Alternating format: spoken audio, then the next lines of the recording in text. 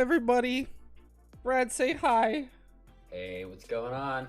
Have more fucking energy. Puts a gun to your head. this Be book happy. took all of it out of me. I can't. You're gonna have a good time. Also, there is a massive echo, so I'm hearing everything twice. Did you mute Twitch? You can mute the Twitch Now tab if I you have. have it. There you go. And now I have. Brad is new to everything. Yeah, I starting this podcast idea, I've come to find out that my good friend Bradley, who I love dearly, is somehow simultaneously a boomer and a zoomer at the same time. I've been a plumber for like 3 years. Get off my back. Please, I don't know what technology is. I don't. I realized I'm as soon as I started tuning in on like Twitch and stuff that I had absolutely. What's a pogger's moment? I don't understand. I seriously feel so out of touch, and it's great. All right, I'm gonna switch over to our beautiful artwork I had done for this lovely podcast. I'm going to turn off this music and I'm gonna put some ambiance on because we gotta get in the mood, right? We do. Let me play some crackling fires. We're gonna put on some crackling fires. Now, Brad, first things on the agenda. What wine are you drinking? I have here. So I do have a boxed wine, but I'm not drinking that. I grabbed what was left of a bottle of a 2019 dry Riesling by Washington Hills. Oh, you're so. It is described as a fine wine. I went to the liquor store, and I got something called Yellowtail Super Crisp Chardonnay. How apt. And it's got a beautiful drawn kangaroo on it. It's crafted by the Casalia family. And crafted wine, by them. This is not your grandfather's They wine. put it on they harvested the grapes in Minecraft and they put them on the crafting table, and now I have wine. The flavors are them with your bare feet. Oh, I hope I taste some feet. The flavors are described as citrus, peaches, and melons. And I should be enjoying this with barbecue chicken and shared plates with friends. Now, shared plates with friends seems like such a broad term. Like, what happens if I'm eating some raw hot chili? Should I be drinking this crisp Chardonnay with some raw hot chili? I think it's really up to you. You know, shared plates. I've had wine with my breakfast before. True. Because I work from home. So what a fucking cool guy. Many things. God, I'm all right. I poured myself a glass, but I haven't drank anything out of it yet because I wanted to wait. And I'm taking a smell. Tell us what you experienced there, buddy. Hey, Mountain Dew is the finest of wines. I think we can all agree. I mean, don't worry. At one point, we're gonna throw everything out the window, and we're just gonna be drinking Dew-ritas. We're gonna go to Red Lobster, get some Cheddar Bay biscuits and Dew-ritas, and it's gonna be a terrible time. We're gonna get hella greasy today. All right, let me take a sniff. It smells like wine. It smells like I'm not gonna like it because I fucking hate wine. I do not like wine at all. Okay. Yeah, I hate wine. So every time, maybe one day if we become famous enough, we'll make prints of this. I'll probably have to cut Cedric in it because he's a bitch for money, but I love him dearly. How dare artists want money for their work? How dare they? Oh, so I'm gonna take a sip of this. Would make a great addition to your living room, honestly. True. Oh yeah. Oh, that's your wine. It's great, isn't it? Oh, it feels like. Okay, so, all right. I will eventually get our Discord avatars above our heads so you know who's talking. But I beep boop. I'm not good with computers. But the person who's talking right now is this handsome gentleman on the right. That's me. I'm Jordan. Dashing. And now, Brad, you talk while I circle your face. This other fine dame over here. My name is Brad. And I am way more handsome in this rendering than I ever have been in my life. No, so Brad's fucking beautiful. Don't ever let him tell you otherwise. Me, I am a goblin of a human being in flesh, and I it's am fine. an actual bridge troll. I was found. I was found, and I keep drinking this wine, and I'm just like, I'm like, how does Sam do it? How does Sam drink bottles of wine and just be like, I'm satisfied? She drinks red wine. I can't I can't do that. Oh yes, thank you for noticing my cleavage. I was He's so in buff. kind of line with the theme of today's episode. I wanted to just show a little cleave. It's for the boys and gals. Oh, sorry. Or my dolphin skin legs, yes. Yeah, no. So my favorite thing is Katie pointed out, why doesn't Brad have leg hair? And I'm like, Brad probably has leg hair, but I bet Brad doesn't want to have leg hair. So let him live his fantasy. This is true. I despise body hair. I'm also a never nude while we're getting to know each other. Wait, are you actually a never nude? So I'm as close to being one as a person can functionally be. Like, people when they get home, most people's dream is like, oh, I take off the boots or the shoes. I take my pants off, take off the bra, and I kick back. And I just want to wear sweatpants and a hoodie all of the time, year round. I can't stand being undressed. Oh, okay. All right. I mean, I too don't like to have my bits swinging in the breeze. I'd like to wear at least a tank top and some shorts. Like, I'll take minus the underwear, but yeah, I don't understand how people sit around naked. I couldn't do it, man. It's the most uncomfortable thing. I just feel like I'm in danger. To be naked by myself. Like that's like Catholic guilt. God will know you're naked. Yeah. God will know your dick's out. God's like, sir, put that penis away. No. What are you doing? No. I don't know. Hail Marys, put a rosary in your ass. I don't know how religion works, but I think that's how it works, right? There it is. There it is, boys and girls. Welcome to the show. Put the rosaries in, yes. Welcome to the show called Gentleman Review, where we drink wine and we review books, mostly of the erotic novels, but I did talk to Brad, because we were going to only do erotic novels, and then halfway through reading this, I was like, man, I don't know if I could do an erotic novel every week. Like, that's taxing. It's like, this book, I finished reading this book today, and so did Brad, and I read 120 pages because I procrastinated. So I had to read 120 pages of this book, and from start to finish in this book, I think I need to wear a neck brace, because this book gave me fucking whiplash of just how everything transpired in this book. I felt like my neck was going to snap off on how, this human being wrote other human beings. I'm like, no one is like this. I don't know if there's spark notes. I was trying to find a general synopsis, and I couldn't tack one down in the 5. Okay, so I finished reading this book approximately 10 minutes ago. So this is all very fresh on my mind. So I couldn't find any sort of synopsis on online, but there are reviews and stuff on Goodreads that kind of go over the premise. And the premise is really, it's innocuous, right? It's nothing crazy. There's a woman. She is a kind of an intergalactic trader who's looking to save her sister, who has been captured and allegedly sold into some kind of servitude.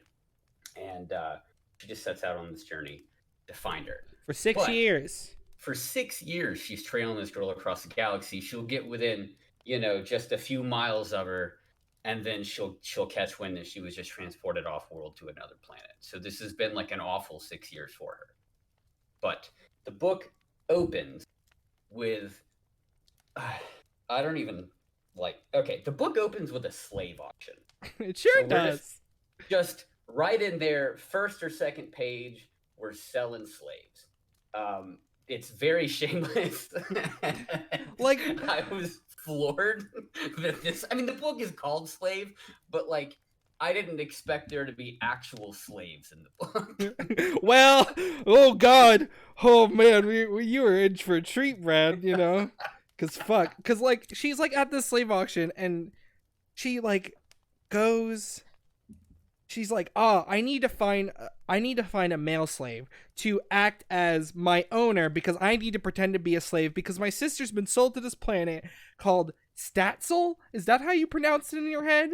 My head was saying Statsiel, but who knows, man? Statsiel. It's this planet where all women are slaves, and the men, women are chained to men at all times, and it's illegal to go to this planet and not be chained to a man. And she's a woman, so she's like, fuck, I gotta buy a man slave, so I could be a slave to save my sister, who's also a slave. And you're like, all right, cool. I guess that's fine. It's like the cops having to break the law to like bring justice, you know? Yeah, exactly. And then like she's like, all right, you're like, she's like going through the slaves. She's like, oh, cricket. All right, monkey man. And then she's like, oh, dude, a naked dude with a ring through his cock. Pog. And I'm just like, what the fuck you mean? So this dude is like the first time you're introduced to the other main character who's not this girl. And I'm not going to say their name because for 60 pages of this book, you don't know anybody's name. It's fucking wild. Hey, this is Cheryl Brooks. This is the name of the author, by the way. This is her first book ever. And she, for the past 30 years, has been a critical care nurse in like the Midwest. And this is the most Joanne Fabric-ass looking mom. She looks like everybody's mom. She's fresh out of the mom factory and she's ready to bake you some cookies. And she does this in like her free time. Yeah. And this was her debut novel. Yes. So she sees this guy. So how he's chained up described is that he's got a collar around his neck and then, you know, cuffs on his hands and his feet, and he's all chained. And then to top it off, the chains are then all connected to a cock ring.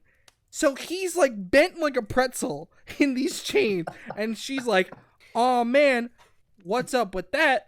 Let me go see that. And then she's like, there's a Cyclopean man who's the owner, and she's fucking racist. She's like, very. Every alien in this book that's not the main characters, she's like, oh, stinky monsters. They're disgusting. They're awful people. Hate them. And I'm like, God damn, woman. Yeah. This woman has some like she is letting some her prejudices show in this book with outside of the very lighthearted way she talks about slavery, but the main like stinky gremlin bad guys have dreadlocks. Yes. Oh my god, I didn't even put that together, it's but awful. They do. It's awful. Oh my god. It's so shameless. I don't even think she's like aware of it. Oh my god. They're described as these like unintelligent brutes with dreadlocks. She went out of her way to like make that point. Yeah. So also, Pet Pup, thank you for the follow and getting cozy. Welcome to this beautiful stream. So she goes back and forth with this Cyclops about like, hey, before the auction, I want to pay you a bunch of money for this slave. And he's just like, no, I'm going to catch a high price for this guy because look at him. Look at that penis. And I'm like, okay. And then she gets near him. She's like, oh, can I expect the goods? And he's like, yeah, man, sure, go look at him. So she's like, gets up in him and she's like, getting real close to his face, like expecting him. He's very how you examine slaves. Yeah, looks at his teeth. He's like, oh man, you're very dirty. You're kind of gross. She's like, fam, I'll pay you a lot of money. And then he's just like, and she's like, what? She's like, you made him hard. And like, she looks down and this dude's fucking 100% erect. And I'm like, what? And he stays in this state for pretty much the entire duration of the book. This man almost never is without an erection. So my favorite thing is this is the first page that I folded when this happened, yeah, because the slave's cock seemed to have bloomed while I was standing before him. The idea that I heard the word bloomed cock, I was like, fuck, this already sucks. And then it gets worse because she starts describing it. And she's like, it has a fairly showy head, sporting a corona complete with a serrated edge that looks as though it had been crimped like a pie crust. I read that with my human eyes and I was like, time to perish. Because, like, what the fuck? I had to put the book down for just a minute at that point. I nearly tapped out several times. Like, but you're going to hear the word corona used and like coronal fluid. Oh, it's a strange mix of like slang and just really sterile medical terms, and it makes me want to claw my eyes out. It's fucking awful. So this man has like a ruffled, crimped you know dick. What's my favorite thing ever? I figured out what it probably looks like. His dick probably looks like a tutu. The head of his penis probably looks like a tutu. At first, I thought it looked like a star-nosed mole's nose, but then as I kept reading the word ruffled over and over again, I'm like, oh, it's a fucking tutu. The head of his penis is a leaky tutu. Yes. Oh god, and it's all like, we'll get to it, but this dude has a leaky dick. and that's very important to his character and race, really which is the worst thing ever. So and we'll get there, but fuck me. So she's just like, so she's like, fine, I'll see you at the auction, you dumb idiot. You're gonna lose money. So then she spends the next like 20 pages fucking talking about how dirty and stinky this planet is. Half of this book could have been shortened down without her describing how stinky everything is. Like, she's always talking about how everything be stinky. Like, this, she's always talking about the smells. And I guess, like, that's, like, a thing in, you know, eroticism that, like, you know, smells are good. Smells are great in, like, sexual things. But, like, man, she's like, yeah, this place smells like shit, dog. Like it smells like somebody took a dump 4 weeks ago, and it's just here. And I'm like, fuck, bro. I'm trying to get my rocks off. Get me on, bro. I'm reading like smut. I'm not here to talk about the gross smells of this planet. This is not why we come for this book.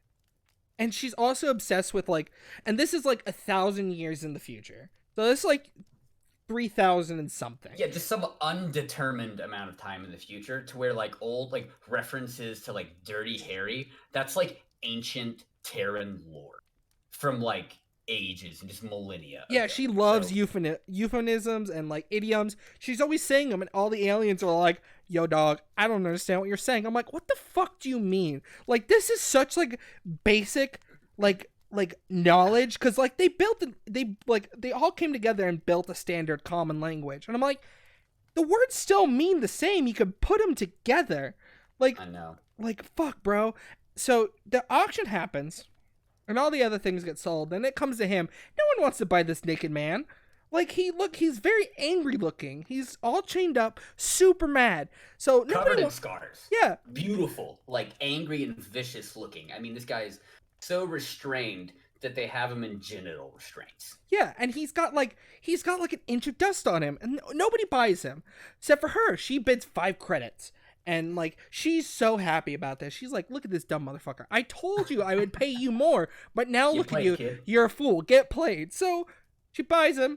So the Cyclops, being mad, lost a bunch of money, gives the remote that controls the chains. So she then has to drag this naked dude through the streets to get to her ship. And she's like, oh man, oh fuck, I need to buy this guy clothes. But let me ask him, hey man, if I free you, are you gonna run away? And this motherfucker, the first sentence he says in this whole book's like, I don't know, maybe. Like, he's like coy, he's like, I don't know. I don't know. I can't do nothing to nobody. I'm a little kitty cat, maybe. And she's just like, well, you're not, fuck it. Here's the remote to your fucking genital chains and $40. See you later, you're free. And then she leaves, and then she goes to she's like, oh, I'm so hungry. I haven't eaten 2 days because I can't take off my outfit or I'll smell the stinky planet. So she goes to the thing. She eats a fucking bowl of stew because, of course, you know, you can't describe what food you're eating. It always just has to be stew because, like, you know, it's just like, it's stew, you know, it's got meat and potatoes. And you're like, wow, okay. So she spends about another fucking 10 pages just being angry in her fucking, like, in her spaceship, being like, oh, man, how am I going to save my sister, slavery, my sister, my cat, his dick was so cool, and then she's like, all right, I got to go find him. All right, I at least want to make sure he's okay, I guess, now, after freeing him. So she leaves, and the Cyclops is there with a gun, and she's just like, fuck, I have my gun, which I named Tex for some... Oh yeah, this girl is, like, cool with a K, like a capital K. Yeah. She is nothing but, like, movie references, like, slick talking, gun slinging. Like, this author ends so many of her sentences in exclamation and that are not dialogue. Yes, it's just like, oh my god, it's like somebody only speaking through you to actual memes. Like, it's like a Reddit kid, but has like a 40-year-old mom.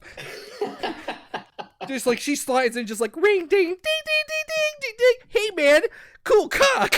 It's just like, fuck. But yes, they do talk about this man's penis. At least 70% of this book is about this dude's dick. So Cyclops holds her at gunpoint. She's like, fuck you, that was fair, you're an idiot. And she's like, I'ma kill you. And then the cat, with his genital restraints, fucking hops at him. So just think about, like, you know when cats do the thing where they like scrunch up and scurry away? So imagine like that's the position he is trying to beat this guy up. So she's just like, oh fuck, dude's still hard. By the way, she made sure you knew that he was still hard, and I'm just like, fuck, perpetual erection. Fuck, it just fuck. like it almost never goes away. It's fucking insane. It's fucking wild. And so then she's like, ah, distracted, stun gun. I stunned both of them. Cool. Everybody's stunned now. So let me bring my fam in here. Takes fam, puts in there, flies away. She now has this naked, angry cat man, I guess. And he doesn't have a tail, but he has like fangs. He has like a mane of just like the most beautiful hair you could like imagine, and he has like cat eyes, and is otherwise just like very muscular. Yeah. And with a big humongo. So he's got pointed elf ears and sharp teeth and cat eyes. So he's a cat. So it's very light. Yeah. Very light. Yeah. But so now this naked cat man is here, and then they spend like fucking 40 pages of this guy just being omega horny after he wakes up fully erect, and like they're like and it's the worst thing ever because he's got a ring through his fucking penis and he's still erect, and she's describing it like, oh yeah, there's blood coming out of the hole, and I'm just like, what? And keep in mind, this man has not had his restraints taken off, so this little remote that controls his restraints, they're not sure how to work it. It has like a special coded like symbols all over it. So, you know, she's like, oh, if I could try and press this button, but it might like choke you to death or set you on fire or something. So they just have to like play around for a while after she decides that like, hey, if I let you out of these restraints, you're gonna like kill me or like run away. Like, what the fuck are we doing here? And so they finally get him out of the restraints, but she has to take the cock ring out. And I just have to find the page. I didn't save any of those pages because it was the worst. It's gonna be more awkward because it's in my Kindle, but I think I have it pulled up here. Let me see. Almost there. Oh yeah, okay, here it is. So, for what? After all, once you've pulled a ring out of a man's cock, combing his hair should be no big deal. Not bad. Awful. Fucking trash. Yeah. Oh no, don't worry. We're gonna be reading some sentences. We've got a few of them. I wish I could read you some out of context sentences, and I kind of just want to throw one out there. That's like, I don't know where it is in the book, but just take a walk with me, everybody. So here's a sentence for you. It could be that there was a good side to this slavery thing after all. That's written in this fucking trash book. And I'm just going to put that down. Exit. So, God. Sorry, I just realized my alerts weren't coming up, so thank you, Pet Puppy, for subscribing to Tier 1. I appreciate it so much. Thank you for listening to this awful thing and being like, oh, man, nice pog. And I'm just like, hello, yeah. Ah, it's Eric, okay. Eric. Oh, my boy, my beautiful boy. Here, have a monkey. See, I'll let me make sure it works this time. There it is. See, very look cozy. At that beautiful boy. Oh, look at him. But oh, fuck. So she then gets, she gets some bolt cutters, gets the ring out, and then she has like special healing ointment that heals minor cuts and bruises and stuff. So she rubs it all over him. Surprise, surprise. He get a hard because he's like, women, nice, sweet. And but not because she's a woman, because he can fucking smell her desire to fuck him. It's awful. It's awful. There's among many references, she's constantly referring to his ability to smell like pheromones and just be like, smell desire, my lady. I know you. Yes, and that's how he fucking talks. He fucking talks like he's like, hello, ma'am. Yes. What is idiom? Huh? Get out of Dodge? He doesn't use contractions. Like he's a big, dumb gentleman, muscular ex-soldier slave cat boy. So absolutely. There's your specific fetish there. So he goes and takes a shower, and she's like, She's like, no, I don't want to fuck you, because then we have to she constantly in her head through the first half of this book is like, I can't have sex. I can't have sex because I'm gonna forget. I'm gonna lose my like she writes this like, if women have sex, their brain becomes mush and they can't make decisions. Like, I gave you that good sex, girl. You're stupid now. And it's just like, what? This dick done ruined your brain. Broke your brain. I broke your brain with my huge fucking spongy cock. And but seriously, like, she always says that, like, if she like gives herself to like lust or love, that she's gonna completely like blow off her sister, who has just been, a slave for 6 years. And I can't imagine writing. I know this is like a trashy like erotic novel, but I can't imagine being a woman and writing a woman. It's like it's like how there's that subreddit, Mind Writing Women, and that's awful. Oh, yes. But like, then this is like, you're a lady and you're still writing like her, like she's like if I get that good dick, my brain gonna become mush. I'm like, no, don't do that. She's supposed to be this strong, independent woman who's trying to save her sister, but now you're making her seem like one taste of the dick and I'm gonna lose my mind. And this dude is aggressive. Like, okay, he's not like violent. Like, he's always it's the same like Edward Cullen possessive rapey bullshit that you oh my always god, find yes, in this kind of stuff. But like, he's gonna be polite to you. He's not an asshole, but he is never not trying to fuck you. And he will always drag any conversation back around to it. It's fucking disgusting. And like, I can't, like, my whole time I was thinking it, I'm just like, yo man, you just gotta like a ring out of your dick, and there's still a hole, and somehow you bolt cutters, dog. And he's like, oh man, time to fuck. I'm like, if that was me, I'd be all like, I need to sleep for a month. I need to not exist anymore. Maybe contemplate my newfound freedom from fucking slavery. Yeah, and I'm like, fuck, your first meal in a while is some space stew, I guess. And you're free and clean, and it's like, horny. I'm like, man, like, trauma is a real thing. Like, you more interesting, buddy. Like, fuck, you're like, oh my god. So they spend this whole back and forth where she's like, no, I'm not gonna fuck you, and he's like, hey man, are you sure? Yeah. Just so, hey man, I'm giving you a back massage. Are you sure?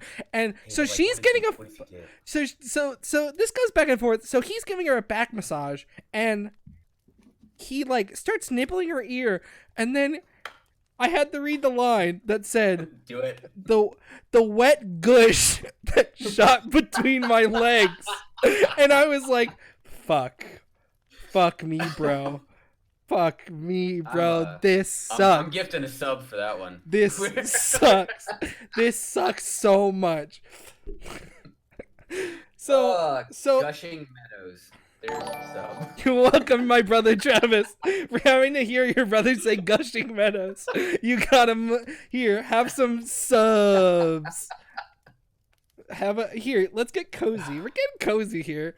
So back and forth, and she's like, she gushes, and then she's like, no, we cannot, and they're about to do it, and then she's like, her computer starts going off like, yo fam, you're about to crash into a planet, and she's like, see, this is why I can't have sex, we almost crashed into a planet. And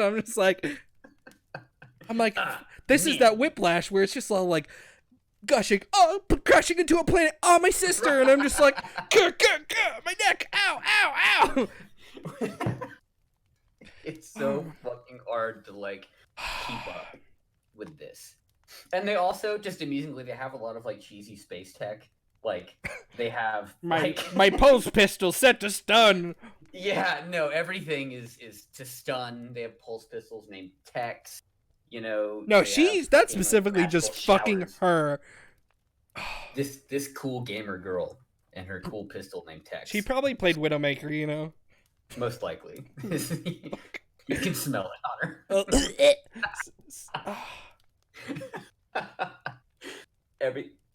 I agree. It was just like, yo man, I love Chunky Monkey. What happens if Chunky Monkey was a book? Sorry, no, everything but the kitchen sink. That's that one.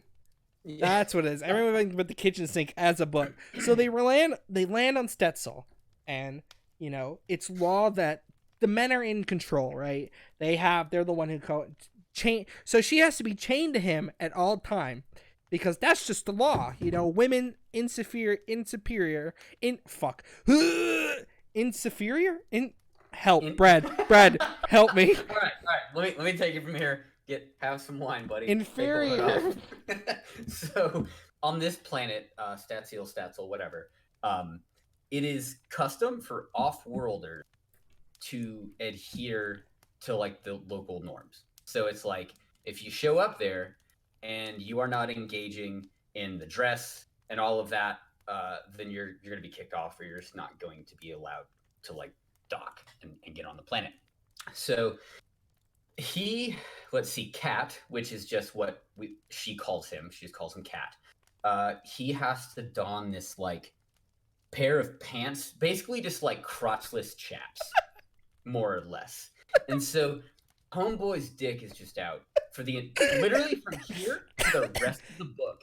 His dick is just out. So keep that in the back of your mind. Every interaction, every conversation, every dinner date, his dick is out. The very favorite thing about the pants is that it's not like chaps where it's just like out there. So it's full pants, but instead of then having a zipper, they still have the hole, but the hole then has a circle in it that's embedded with jewels. So his cock can just hang out of this hole that's just embedded in jewels at all times. My boy's got a bedazzled cock. He's got a bedazzled cock. Oh my fucking god. And she has to wear this like in this case we're not docking multiple peni. Unfortunately, I'm surprised we didn't get there. There's no gay stuff in there, except for this book ain't fucking gay, yo. Like there is two things that did make. There is one thing that made me really uncomfortable that happens way later in the book, and then another thing that made me really uncomfortable with like because you gotta. We forgot to mention something. Cat's homeworld got destroyed, and he somehow saw it in a vision. It got hit by an asteroid. And it's completely gone. So all his people are like scattered, I guess, or he thinks he's the last one. But his planet got destroyed by an asteroid. I forgot to mention that. Very, very kind of important plot point, but not really because he was a soldier before his like enslavement. I mean, he was 17 at the time, so it makes sense he was a soldier. Army recruiter probably got him like, "Hey, bro, I got some Doritos and Mountain Dew. You want to do Call of Duty in real life? You want to do Call of Duty in real life? You got a nice cock." Hey, Crinkle Dick, come over here. Hey, Tutu Dick. Oh my god, Mountain Dew, Gamer Fuel. But fuck. Okay, so he goes out. She then spends like she has to wear this like translucent clothing, and she gaudies herself up in makeup, and the whole time she's talking down to herself. She's like, "Oh, my sister's so much more prettier than me. All the guys would fall for my sister. I've got small titties. No one's ever gonna love me." When fucking 3 paragraphs ago, this cat's like, "Yo, girl, I'm gonna make you come," and I'm just like, eh. I literally audibly gagged a lot reading this book. Cat regularly says he threatens her with a good time. That's what and he says like, "I will give you pleasure like you've ever experienced in your life." And she's like, "Boys will be boys, am I right?" That's what she does. Oh wait, you just said that. You reminded me. So we looked up this author, and surprise, she is a horse girl. So. I could smell the fucking horse girl on her. And like my favorite thing is horses get mentioned like 50 times in this fucking book about space sex. Yep. She somehow shoehorns horses. Oh, I forgot. His horse was described as being a horse cock, but human size with a tutu dick. I don't know what that means. I think it's just like just a very round shaft with a tutu on the end of it. I guess. That's always leaking. This horse-sized horse. He's got a horse-sized horse and a dick-sized dick. No, it's a horse-sized. It's a horse dick, human size. God, there's so much stuff I forget because I'm just trying to mentally block this book out, but also talk about it at the same time. Because I'm also reading like a good book. Beside this. Oh, sorry, Brad. With the taste. My brain is like trying to fuck you, man. No, my brain is trying to like not push this book out of my memory because I don't want to remember anything that happens in this book. But anyway, so Jack, I don't know if we stated this, but Jack is the main character. She's our hero looking for which her we sister. learn on page 53 their names. His name is some dumb fucking bullshit, but he's like, you could just call me Cat. And then he likes it when she calls him Kitty Cat. But that's my favorite thing ever. She's like, her. He's like, oh, you can call me Cat, and she then refers to only call him Kitty Cat for like the next like 100 pages, and then switches to Cat, but then switches to Kitty Cat. She's just fucking doesn't know, and her name is Jackanth Rutland. Yeah, we get 50-something pages in, and we have to find out that our hero's name is fucking Jackanth. Dude, she's jacking him off, am I right? You know what I'm saying? Like, oh my god. But so Jack continuously describes her sister as far more beautiful than she is. She feels way inferior to her little sister, and that the second that Renata, that is her sister's name, the second that Renata sees her and Kat, she's gonna fall in love with Kat, and Jack is gonna be left out in the cold, proving herself right that she should never get close to anyone ever again. So while she's preparing to get off her ship and board go explore the planet, she of course they have cool makeup space machine, so she sticks her face in this makeup box, and it just dolls her up real nice. And I don't know what that means. I don't know what, but she feels uncomfortable. She looks like James Charles after she's done. And she puts on this completely transparent clothing, and just kind of change herself to Cat, and off they go to try and figure out what the hell they're gonna do on this planet. So they go into the place where they landed. All the men are attached to women, except for the children are not attached, which cool. I guess no child slavery. That's bonus points. Cool. Good on you. And all the women are chained to men, except for some women aren't because they're the business women, I guess.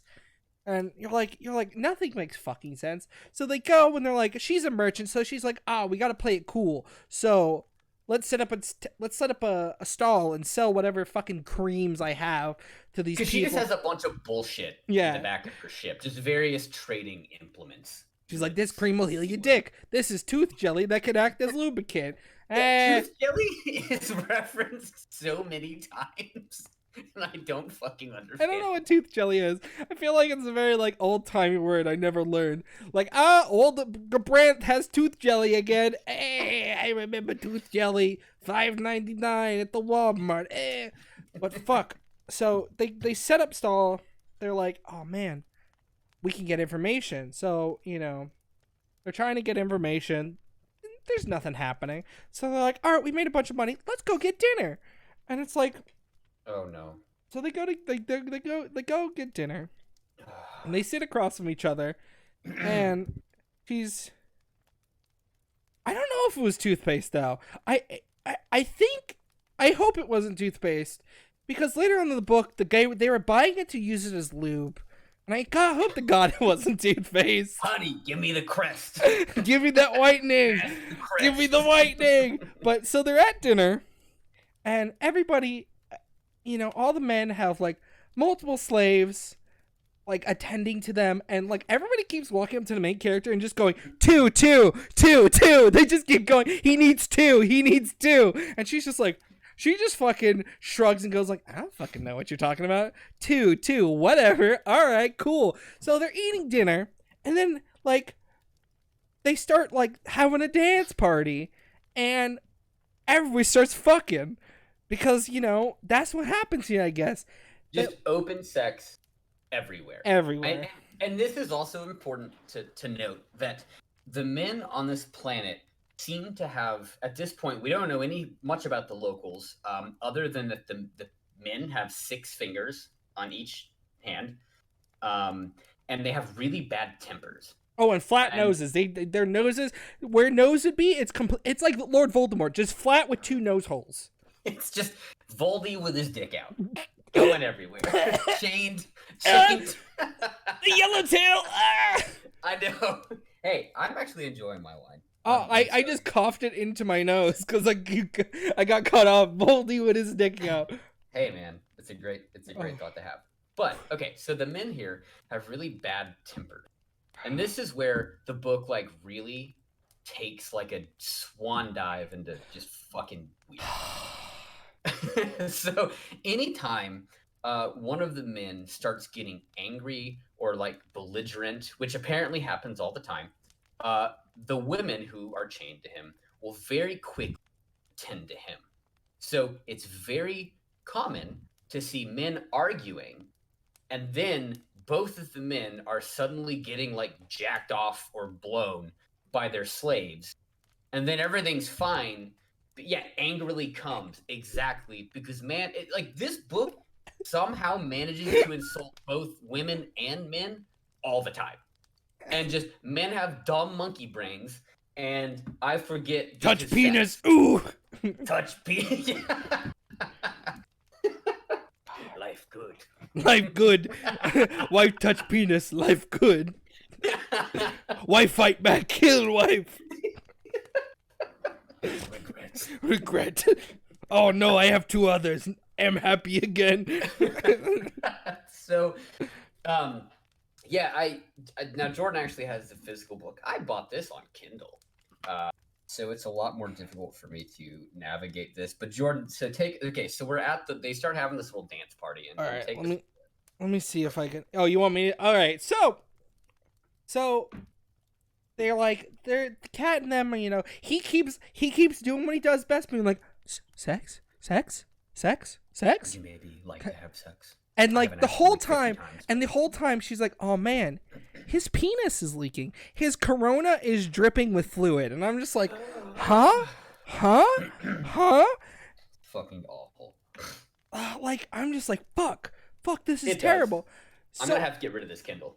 So it's your sex Kindle now. So yeah. like pretty much she's just like, I can't let you give me a headache with your big cock.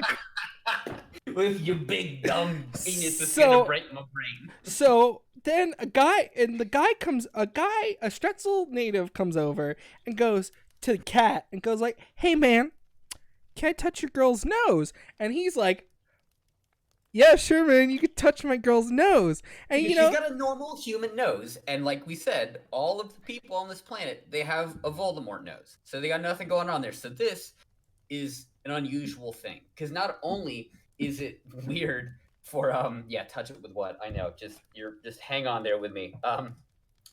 They're an attraction. They stand out. Humans or Terrans, they're not normally out in this region of space, and so they stand out like a sore thumb. And they're like a hot commodity on this like slave planet. So me being the soft summer child I am, like, oh, I guess they just go like poke the nose and this is gonna be fun. No, I was wrong. The book had to prove me wrong. So the dude slaps his wet cock on this poor girl's face and just starts always described as wet. Always described as wet, and just slaps it on her face and starts rubbing it on the nose, and then busts a fatty, which then hits one of the dancers on the ass. And then all the men see this and like, oh, we doing this? So they all line up. So then she gets nose fucked by like 30 dudes, while then Cat is having girls drink his fluid that is seeping out of his penis. And I'm just like, Leaky Dick's having the time of his life, and poor Jack is having dudes jack off using her nose as just like two pillows. Shooting rope everywhere. And she's just, I guess, letting this happen. And they form almost like a conga line of dudes ready to just hump the human nose for a little bit. And they're like, yes, perfect. Oh, so you're next? Come on up. And then, the nose is warm. And then they get the other slaves to then form on the opposite side with their mouth open. So it's like skee ball, but skeet ball. So I'm just like, so old Leaky Dick's getting drank like a water fountain, and she's just fucking playing skeet ball over here. And I'm like, fuck, I wish I was dead right now. I wish a truck would come through my room and hit me and fucking cripple me for the rest of my life. Because fuck, I'm brain dead already from reading this. So, of course. Holy shit. So let me try and find a segment. Oh my god, I wish I didn't save that because I just like, oh wait, maybe I did. No, this is the wait. Why did I save this page? Oh no, that was with the soap. Yeah, no, we'll get to that. We'll get to the soap. Oh, so this is sometime after the end. I'm going to read you guys a little section here. This is also an important part of Kat's character, given that we spend like 70% of this book talking about his magnificent horse penis. So, all right. I noticed something else too. He had muscular control of his penis and seemed to be able to point it in virtually any direction. He snapped it up and hit himself in the stomach with it, and then moved it in a circular motion while I stood there watching. I forgot about that. Damn it! Homeboy slaps himself on the belly button with his disgusting horse dick, and then just like points it around at her. Also, she keeps threatening to stun him so his dick go down. She's like, hey, that worked the first time. Let me shoot you with the stun gun because your dick too hard. So I'll shoot you in the dick if you don't stop trying to have sex with me. So, you know, the nose fucking's over. Everybody's done. They leave for the night. And you're like, oh man, nothing worse could fucking possibly happen. And, you know, this book then says, no, fuck you. I'm going to teach you something. So this weird orb, it's described like a gray alien that you would see like in normal science fiction. Like, you know, big head, little Roger body. from fucking American Dad. Yes, okay, yes, exactly. So this guy comes up and like, hey, what's up? What are you guys doing? Oh, you're a human? That's pretty neat. I might have some information. Meet me in this fucking dark forest at midnight, I guess. So they're like, oh, maybe they have information. So they go back to the fucking ship and they wait. They have a nap. They fucking do the back and forth where it's all like, touch my penis. And she's like, no, mush brain. Can't. And I'm just like, okay, cool. I'm glad I had to read this. And so then they go to get this alien and he wants 100 credits because he's like, I'll get you the information about where she is. And they find him. He's like, oh, she's a 4-day distance away from this town, and, you know, but I can't find specifically where she is, so I'll only take 50 credits. And Kat's all like, no, a deal's a deal. Here's 100. So the alien goes, okay, 50 extra credits. All right, I have a special. He like puts his hat on, gets his cane out, like, well, I've got a special for you. I can make sure that she's bonded to you for life, so if you ever get separated, you can find. And they're like, oh man, a tracker. That sounds really cool. So he's like, all right, Kat, hold her down and like hold her shoulders so she doesn't fall over. And you're like, huh? What? So then the alien starts to like hypnotize her with his red eyes, and his eyes are like changing colors, and he's like staring, he's like gazing into like the abyss of like her soul. And then he steps closer and he sticks out his like disgusting alien like tentacle tongue. And if you didn't think that this like weird fetish was going to be in the book, you're wrong, because he slides his disgusting tentacle tongue like past her lips, it down into like her, like down into her stomach, and then like vomits and like deposits this like orb into her, and like leaves this like gruely fucking slime everywhere. And then he just like takes his tongue out and is like, well, you folks have a nice night now. And she's just all like, she's like, oh, I'm being poisoned. Hey, Kat, why are you letting me be poisoned? Hey, I'm dying now. And she literally starts to fucking die. She's like, oh, my body's going numb. I'm getting cold. I'm dying. So Kat takes her back, and then she starts just projectile vomiting like this, I think it was screened as aquamarine fluid, and she's like, Kat, I'm gonna fucking chop your dick off. You let me die, you dumb bitch. And I'm just like, cool. So then she falls asleep, and she wakes up, and she's like, oh my god, whoa, I feel great. What the fuck, bro? Let's go save my sister. So, and I'm just like, what the fuck? And they just, like, don't talk about it. They don't. For a long time. Like, she felt awful. She felt so bad she thought she was gonna die. And she wakes up in the morning and she feels fine. And she's also felt the cat has been, like, spooning her the entire night. So that's purring, nice, purring, always purring, always whole purring, time. always purring. A fucking, imagine a human man ripped as fuck just going constantly at you with a big old fucking tutu dick. Crimped Corona head tutu dick. Fucking pie dick over here.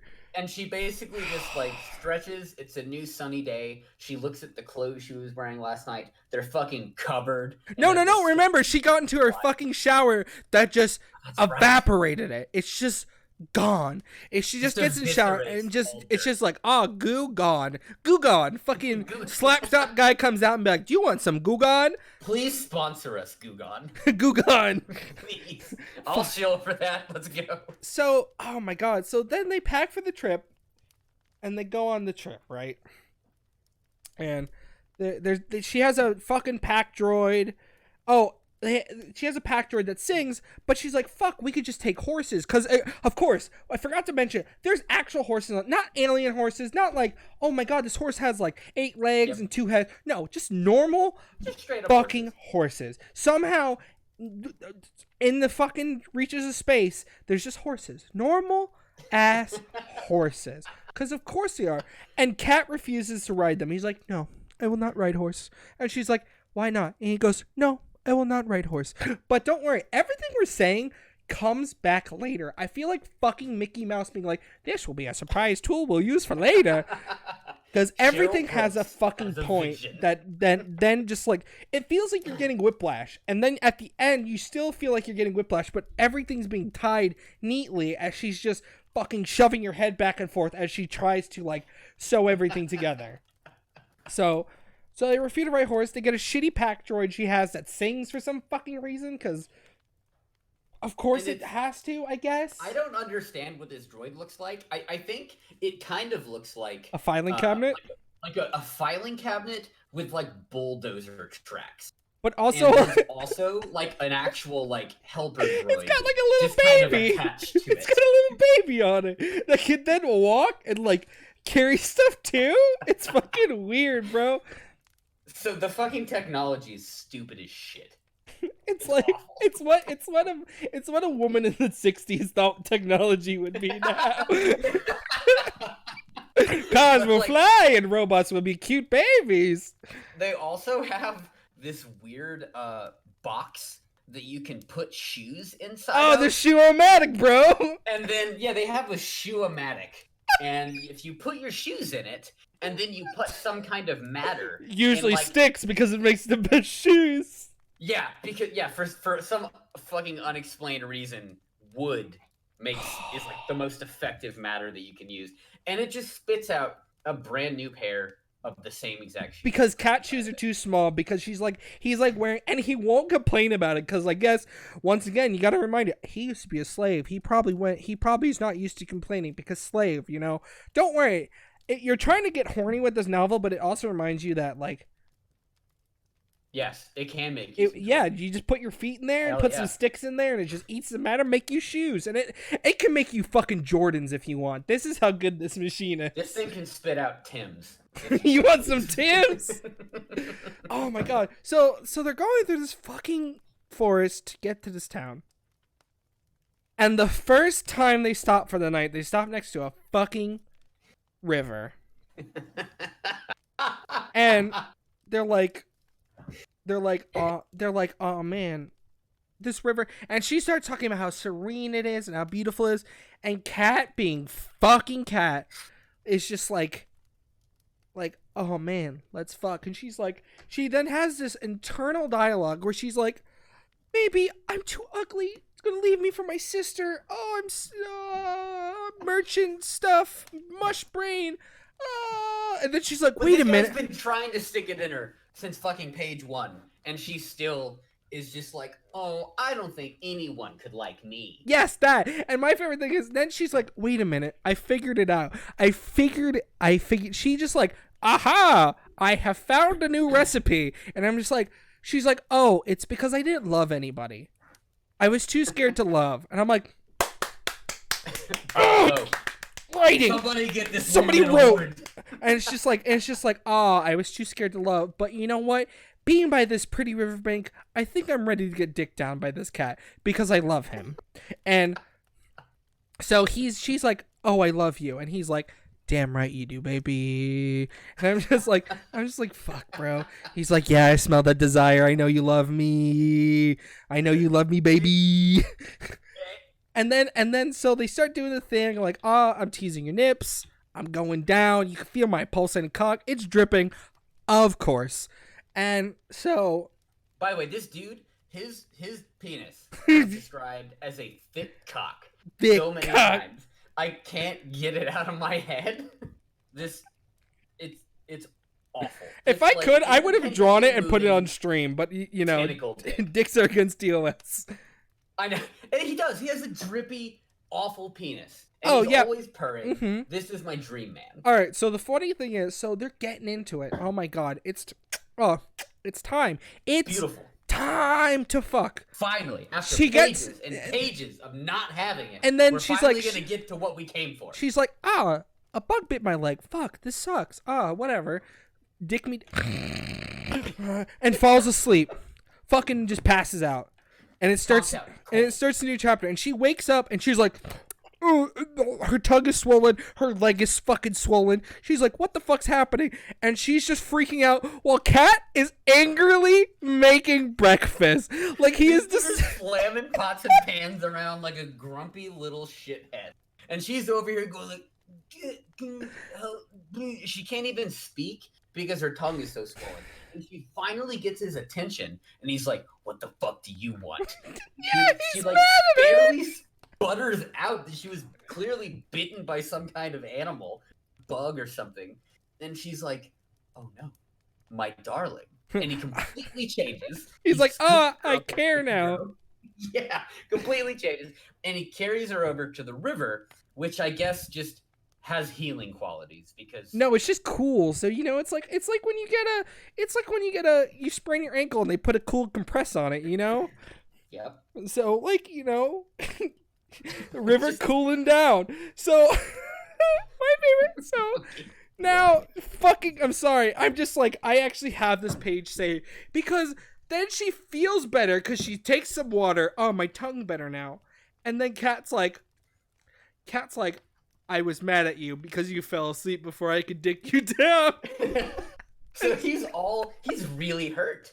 This dude has had his pride just shattered, his ego bruised, and he's like, I can't believe you found me so boring and uninteresting that you would fall asleep. And somehow he has not connected the dots that this woman was nearly taken out by a fucking alien mosquito. She almost got taken out by the fucking West Nile Strepsil virus. She got Zika. Yeah, she got fucking Zika from a mosquito. And Cat's all like, I want to make this bitch an omelet. Fuck this bitch, though. She didn't touch my pee-pee. But, okay, so they're now in the river. And he's like, all right, we got to bathe. So then they have a horny bath together. Where they're like washing each other and they're like, oh, we're getting hot. And Cat's covered in soaps and I'm like, oh, it's about to happen. They're about to fuck. And all I could fucking think about is like, no, don't put soap in a vagina. No, don't. That's very bad for it. Like, don't do that. Like, you're going to ruin her pH. Don't do this. Like, the whole time I'm reading this with the soap, I'm thinking about this poor woman's pH levels. I'm like, please don't do this. And then he just like slips it between her legs and pulls out like a fucking like gotcha, bitch. And it's like, I want you to think about it all day until nighttime because, you know, desire, I guess. So he like throws her against a rock, which is like one cool. So he throws her against a rock and like on her like stomach, and then I think she described it as he just runs his cock in between her ass cheeks. Just like, I forgot about that. Yeah, like he credit cards her. No, my favorite thing is she says buns and cheeks. Yes, she does. Okay, I'm gonna read you guys just a section. I just want you to get a feel for how this woman writes. And it's awful. So this is when they were landing on the planet. I sent Kat out to pay the docking fee and get the regulation list from the Port Authority while I got ready to venture forth onto a planet where I could only be a slave. It griped my cookies to have to do such a thing, but there was no help for it. So there you go. And she this keeps book gripes my cookies. Gripes my cookies. So they're like, she's like, haha, sex later, I guess. Even though he's the horniest man in the world, he's like, haha, it's your time to suffer. Hee hee hoo hoo, I'm so playful, I'm a cat. And they're in the middle of a now known to be dangerous jungle where a mosquito could, like, you could asphyxiate in your sleep after having been bitten by one of them. And he, you know, not knowing if they're going to make it out of here is like, no, not now. I will slap you stay, I go. Yeah. And then she's just like, of course, just overwhelmed. I mean, and she's just like, no, we have to do this now. And he's like, later. She's like, I'm finally horny, bitch. I love you. She's like, remember, I told you. And now she's acting like they're fucking married because she said, I love you. There's no transition between I can't get broke brain from dumb dick and just like, I'm a strong, independent woman who I have to be singularly focused on finding my sister, to I'm Bella Swan and I'm helplessly in love with you, and now I cannot imagine a life where you don't exist. Can you please put your weird horse penis inside of me? Please put your drippy cock inside my gushing badge. So then they go, it's the worst day ever. It's hot, it's humid, it's sticky. She's mad because her foot hurts. She's like, everything goes wrong. The droid breaks down, so they have to spend like 40 bajillion hours trying to fix this droid, and then they eat a sandwich. Kat throws the sandwich away. She's like, wow, that's really racist. What the fuck? Especially because, okay, so they were attacked, or they were surrounded by like a pack of like 3 or 5. That happens after. So he throws the sandwich, and she's trapped under the droid. They fix it, and Kat's all like, stay down, stay. And she's just like, what's happening? I'm not gonna listen to you. And comes out, and they're surrounded by what's described as bear wolf mooses. It's like man bear pig. They're surrounded by man bear pig. Yeah, exactly, man bear pig. I just imagine them. They're just fucking like boars. There's these big ugly local boars, and so they're like, all right, well, they're gonna charge us. You know, I'm stuck under the tracks of this. Like, she's trying to dislodge a rock from the tracks of their pack droid because it cannot move, and they can't carry all this shit with them, so they have to get this droid back working. And I don't honestly remember how they acquire a weapon. Oh, they had him. They had a machete out because they were using it as a levy to get the belt back onto the wheels. That's right. Okay, and so Kat, quick thinking and hard-dicked, he takes the machete and he engages these man bear pigs in single combat, and he like takes out a couple of them, and Jack is just sitting there amazed at his like prowess, and she's like, wow, he really was a soldier. Oh, he's Puss in Boots. Yeah, this dude is just calls him Puss in Boots so many times, and all I could think about was fucking Shrek after that, and I'm just like, fuck, bro. So erotic. Oh my god. So he somehow manages to kill all 5 of these man bear pigs, and then they take some because fuck it, let's eat them, whatever. Nothing makes sense in this fucking book because fuck you. Fuck you stupid reader. You paid me money. You get garbage. Fuck you. So, dude, like, he is literally just wearing fucking Timbs with his bedazzled dick out, dripping all the time. And fucking she's all upset. She's like, this day fucking sucks. I don't want to have sex. I'm angry. I'm sweaty. I'm tired. I don't want to get mush brain. So they set up camp, and they get in there, and like, Kat's all like, are you ready? I told you to think about it. And she's like, I had a bad day today. I don't want to think about it. And I'm just like, the headache's back. And they're in a tent, by the way, now, because they don't want to get bitten again. So they're in this tent. So they're forced to be like physically close together that night. And he does what he does best. He's like, hey, I'm gonna put it in you, and I'm gonna be nice about it, but I will be very sexually aggressive, but in a nice way. If you said no for real, I would stop. It's just like yeah. it's just like, are you sure about that, fam? So this is so what she eventually changes her mind. She's sitting there, she's angry, she's not in the mood, it's been an awful day, and then suddenly she's like, you know what, fuck it. I'm gonna let go. I'm gonna be crazy. I'm gonna have sex with this guy. We're gonna have kooky moments. Is her first encounter with his coronal fluid. Ugh, I hate that. I hate saying that phrase. I wish I could. Jordan, do you have that page dog-eared? I'm trying to find it. I just like didn't save a lot of these because it was just like awful. Let me see. I understand. Oh wait, nope, I found it. Okay, so let me see if I can find it. That's nice. Oh, okay. So it's like she's talking about like all the things she likes in him, right? Like, don't cut your hair. I like your long hair. All of this, and then it's just like, oh, let me see where it is.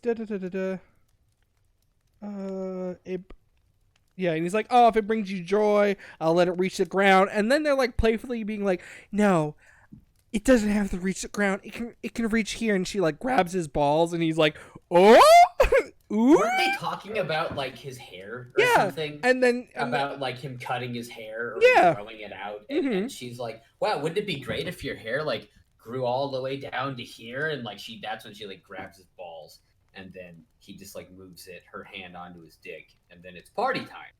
My boy finally gets to smash. She gets the Hulk smash finally, after God knows how many years of servitude. Because you find out later he was enslaved to a woman that he fucked. That's right. So he was getting down. He was fucking before the Cyclops owner. He was fucking, but he didn't love him, so it didn't mean anything. That's right. Sex without love means nothing. Don't have premarital sex. Abstinence is the way to go. Yeah, this book has a strong Christian message. And then it starts to rain, so it gets really fucking cute and shit. And like Kat's like teasing her, and she just goes, "Please, Kat," I whispered. I didn't have to ask him twice. Purring even more loudly, he rolled me onto my back and nudged my legs apart and nailed me with that big ruffled cock. The sensation of relief was instantaneously as it was overwhelming. I felt as though my overheated flesh had been plunged into a lake of cool, crystal clear water. And then he began to move, and the pleasure began. The scalloped edge of his cockhead seemed to fold back on his shaft as he thrust it in, but outstroked faintly at it, raking the sensitive membrane of my G-spot. I was so wet and slick from all the lubrication and poured out of both of us that his cock moved with a smooth, nearly frictionless glide, which brought me quickly to climax. Together. And then she just kept fucking she was a goddamn Duracell battery of orgasms. And she's just busting a nut constantly. And he's just like, So they fall asleep fucking. It's like, it's done. He comes. They're like, nap time. Let's go. I'm tired. So they go to sleep. They wake up the next day. She has permanent mush brain from now on through this fucking book. It's like, her brain is permanently broken. Because now she's just like, oh, you're mine. You were my slave, and I bought you, but I freed you, but you're my slave.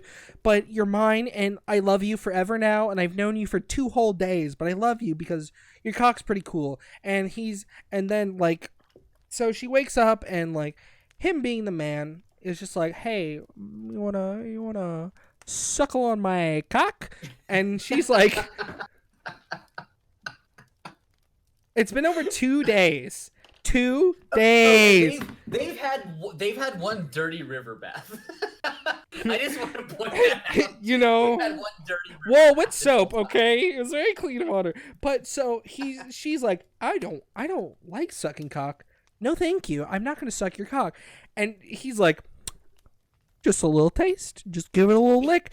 And she's like, so he's, of course, dripping. And she just goes over and she's like, she does the thing where she's just like, bleh. She's like, I licked it. You happy? And then she's like, whoa! She's like, why am I having an orgasm? What the fuck is happening to me? And then she's like, wait a minute, what? And then she goes for another lick. So we come to now find out that his fluid, if digested or touches any mucosal membrane, will give you an instant orgasm. So he has magical fucking, like, penis drippings. So let me read you guys a little segment here. So, I put my head down and groaned again. Well, all right, if you insist, I said reluctantly. Maybe just a taste.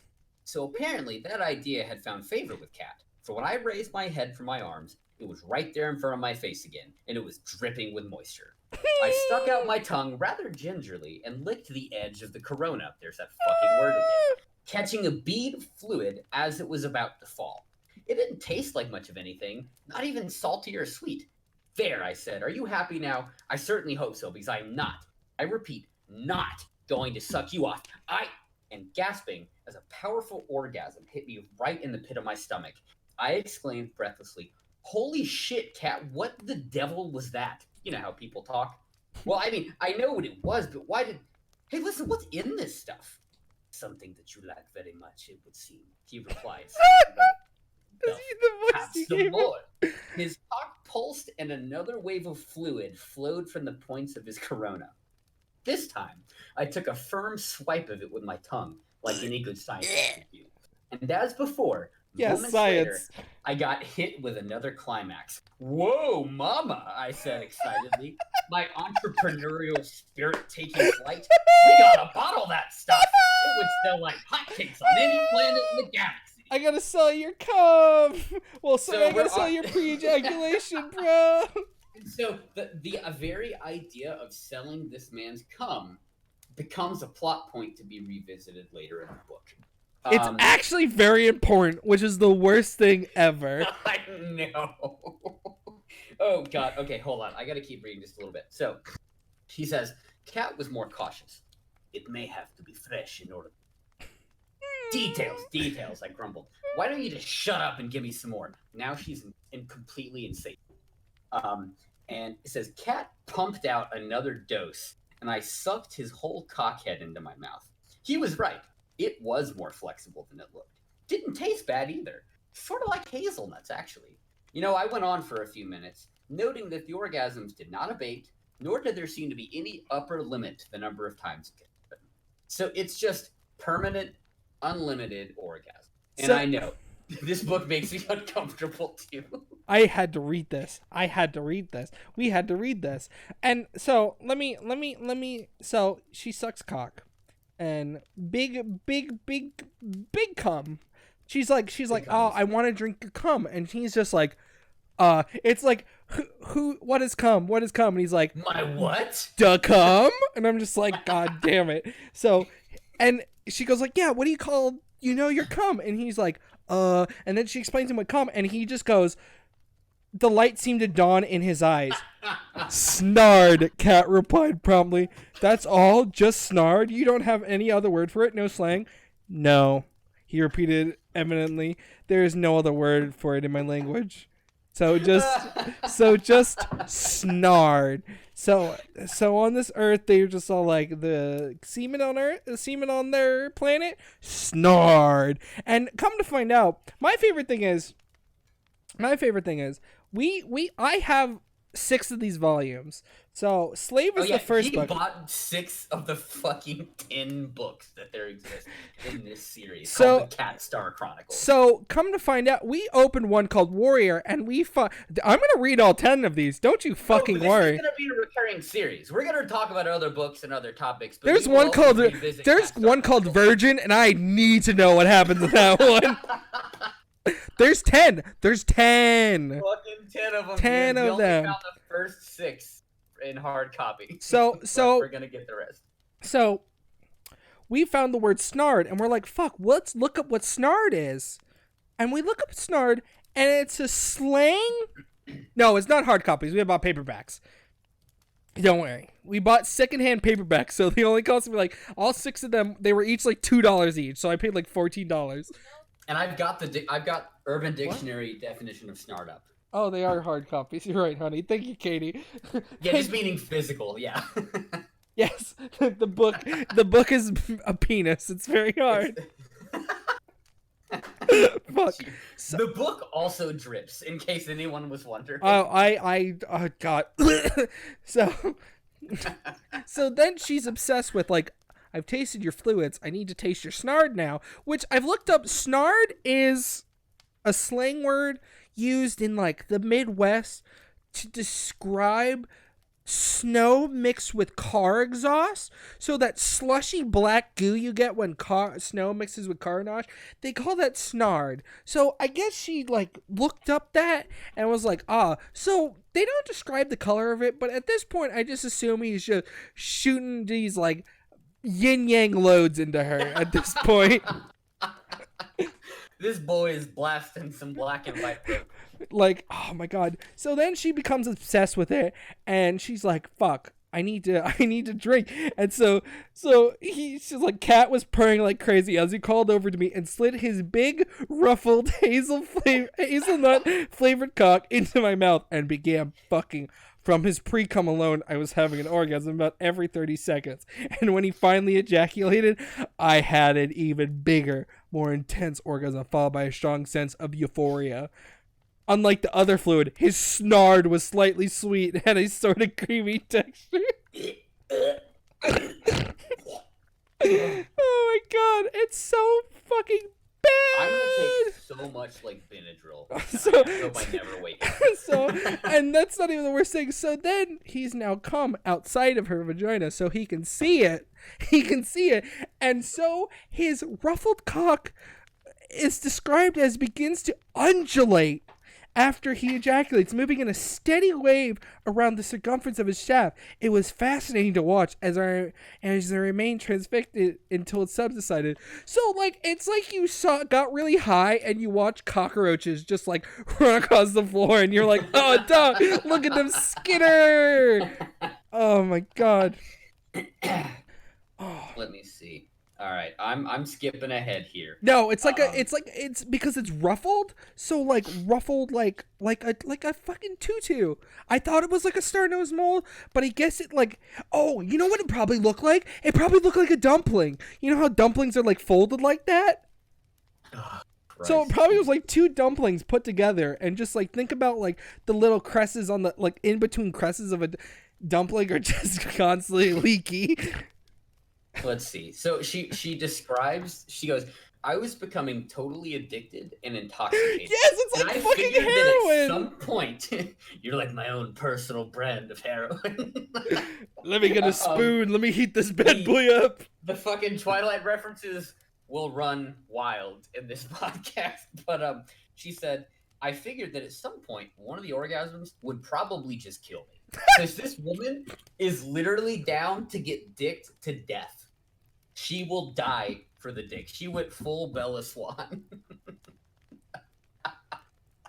But, you know, there's no Jacob in this book. I'm so sad. Well, true. You're right. You're right. There's not this interesting love triangle. So this is my fucking favorite part now, right?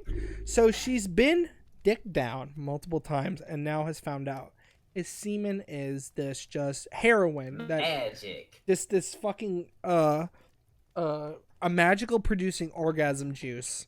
And she's like, oh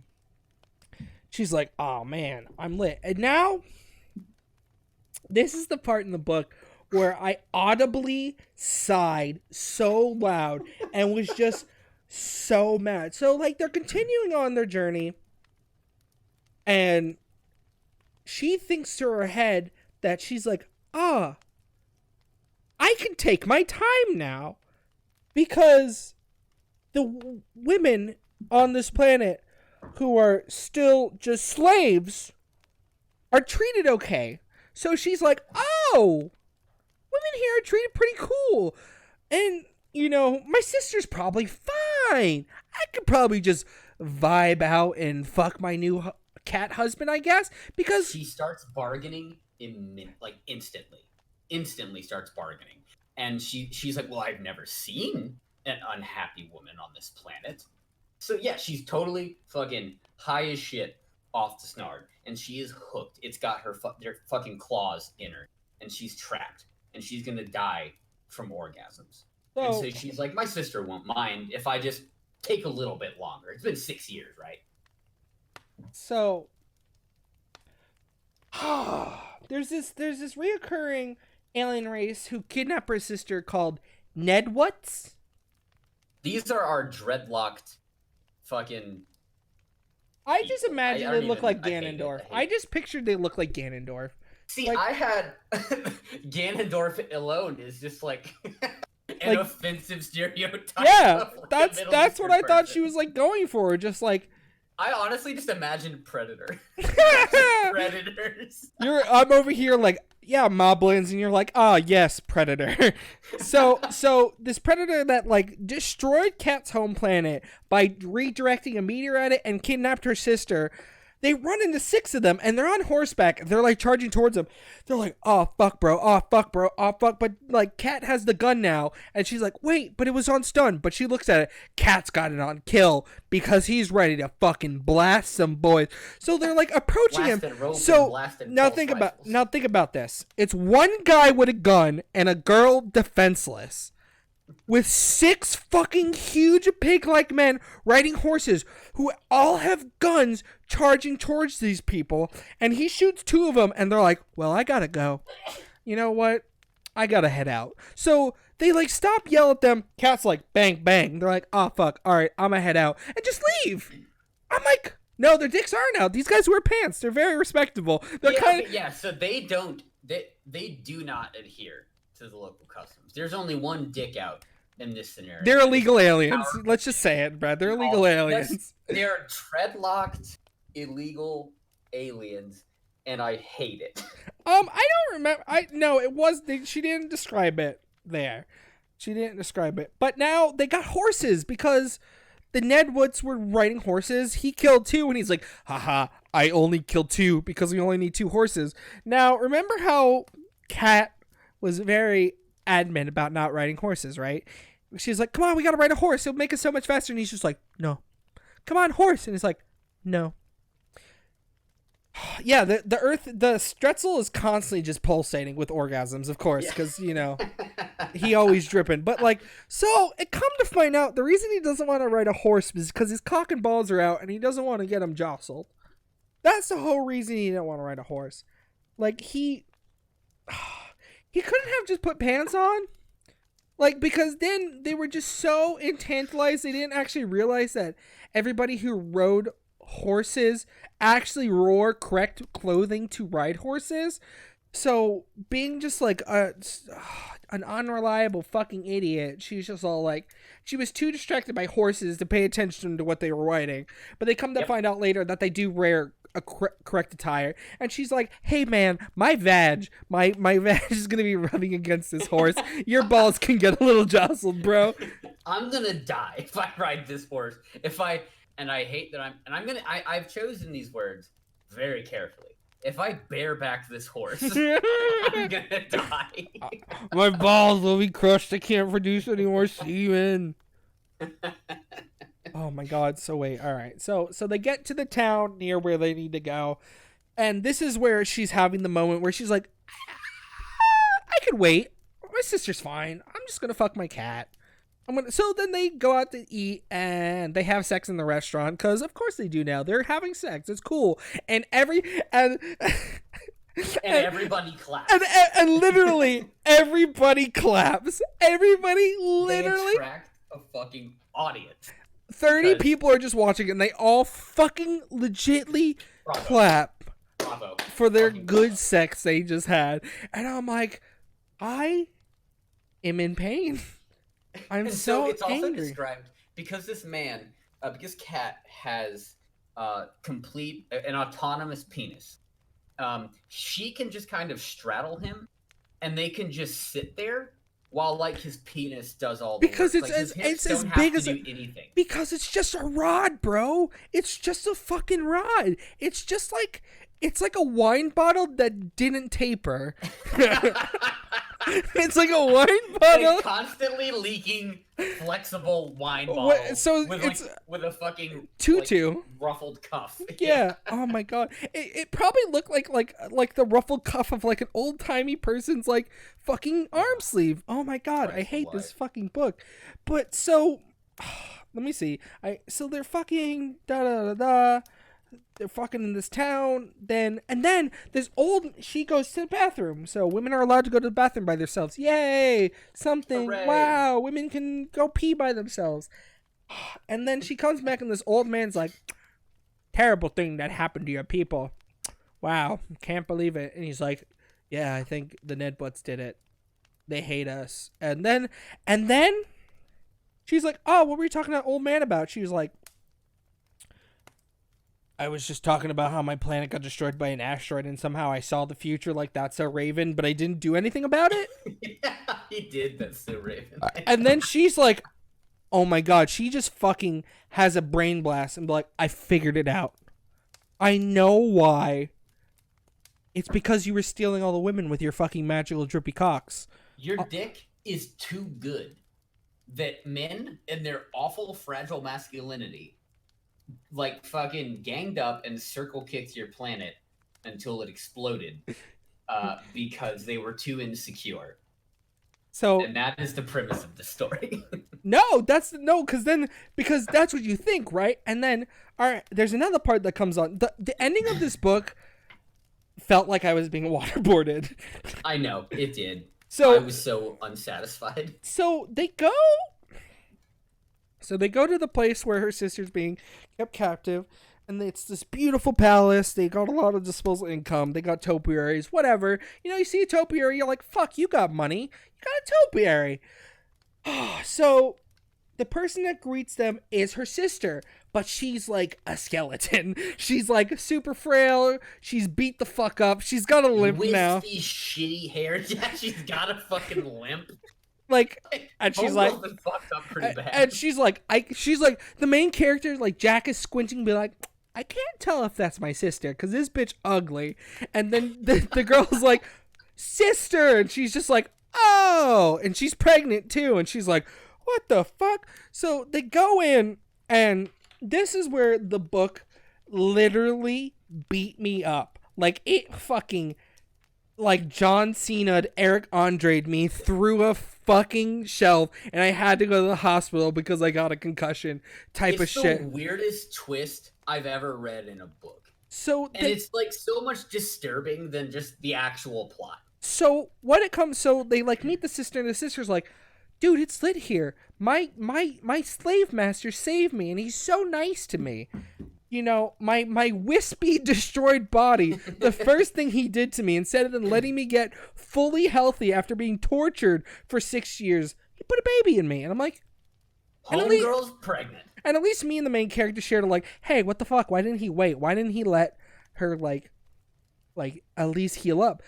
Come to find out, the reason why is that there's this character named Analan or something. I can't remember her name. This was towards the end of the book. It's Alana. Okay, it was Alana. At this point, so like Alana comes in and tells them the fucking secret of this world. So the world of Statzel used to be a war-torn planet, but is now Hawaii because the men would fight all the time, but then the women, a woman chained herself to the man and was like, no, you can't go to war. I'm chained to you. You're an idiot. And they're like, all right, I guess. And then all women started chaining themselves to men to make them stop fighting because they found out if I like jerk you off, you won't be mad anymore, I guess. And then so they learned how to activate the monkey brain. Yeah, it's just like, I jerk you off, you don't mad no more. And it's like, good. But then you think, oh, okay, that's still really weird. I mean, I guess why does it still have to involve slavery, I guess? But that's not even the weirdest part, because then the women are secretly the slave masters and the men are the slave because realize it, man. And they're so stupid. They're so stupid because they think with their dicks that the women are now like selective breeding them like people did with slaves to get like what they wanted perfectly out of. Yeah, they are engaging in selective breeding to breed the most docile man possible because the men naturally were so belligerent and violent that they, nearly destroyed the planet. So men who have children, basically, men normally have multiple, like many children on the planet. But what the men don't know is that the children, only one of them might actually be theirs. Like there is this like deep sisterhood of the traveling pants thing. It just only the women are in on this. So yeah, only the women. But how it works is so they decide that humans are going to be the best crossbreeding because it makes docile children. So they go and free Terran slaves to then be slaves to these men. But what they do is that they get them to have one child from their slave master. And then they harvest the semen of the docile men to then keep getting the women pregnant to then make the docile men. But the guys are so oblivious. 1 second. Let me try and get to this section because I want to read you guys some of this shit.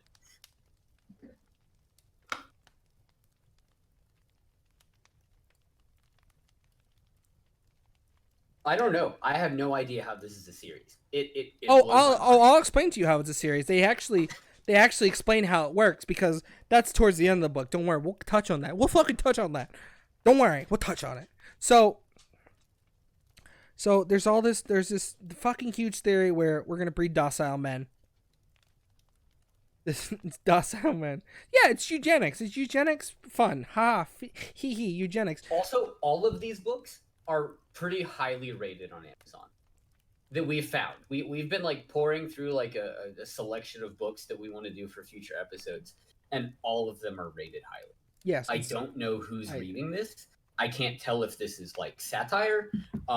Some of them are obviously satire, but others, like Cheryl Brooks, she's actually like a romance writer, and she's like a part of like Romance Writers of America. She's a part of like associations and shit. So like this is real. People are really reading this and liking it. It's insane.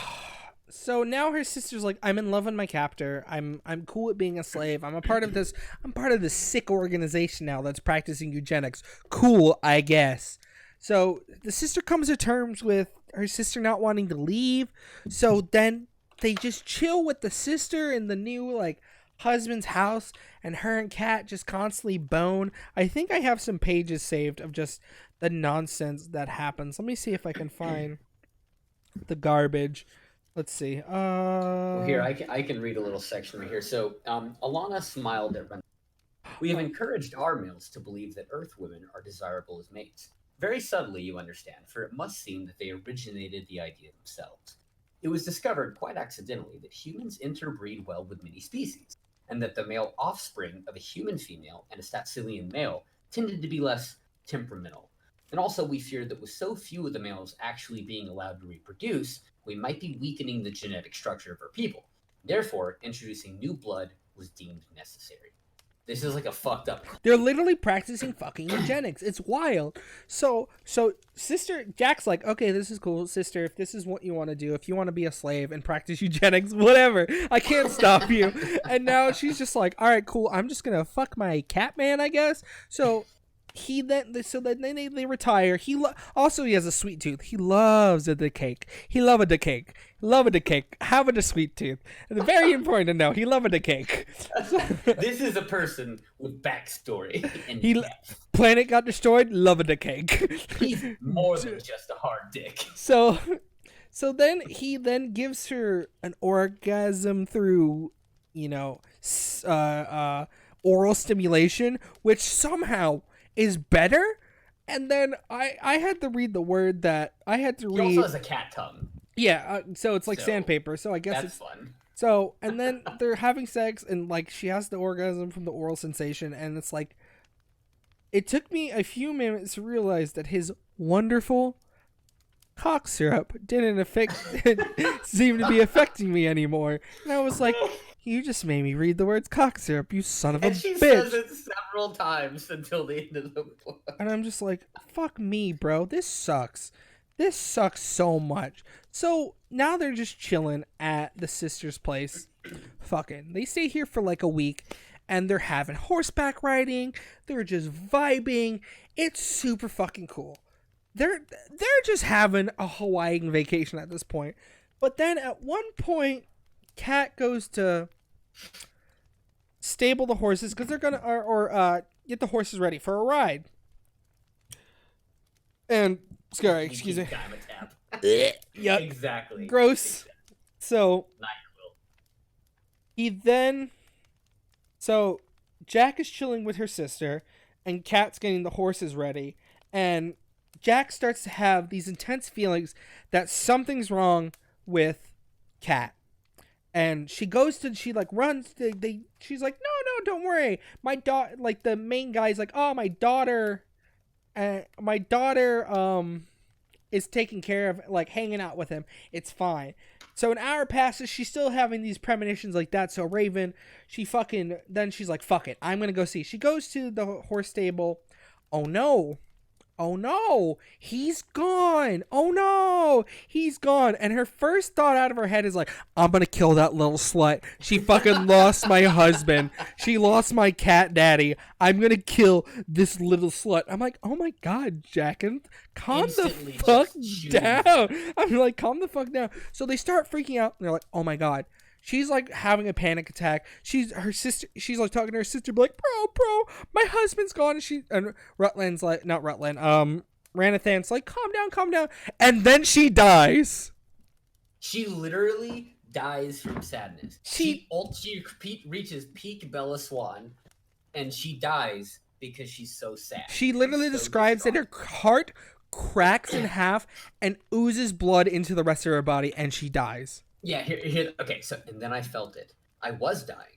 My heart was splitting open, and blood was pouring into my chest cavity from the gaping wound. I felt it filling up the space where my lungs should be, and I couldn't breathe anymore.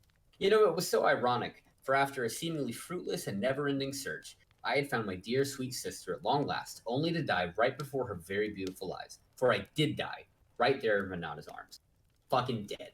Yeah, she died. But hey, guess what? Hey, remember that time an alien fucking busted a gooey nut in her stomach? A tongue nut. Just fucking filled her up like a fucking water balloon. Hey, guess what? It revives her, and now she can smell and see everything because her eyes glow red, and she can smell everything. So she can smell cat now. Fucking vampire. She's a fucking vampire. Like, she doesn't have to feed on people or anything, but she has... Oh, she's feeding on somebody, if you know what I mean. But she has, like, super heightened senses. She can smell, like, emotions. And, you know, she knows where people are without having to see them. And she can literally see, like, Witcher 3 style, a fucking scent trail all the way to Cat. And she knows suddenly where he's at and who's with him. And she confirms that he has been captured by the remaining predator man bear pig things that they did not kill in their encounter in the jungle.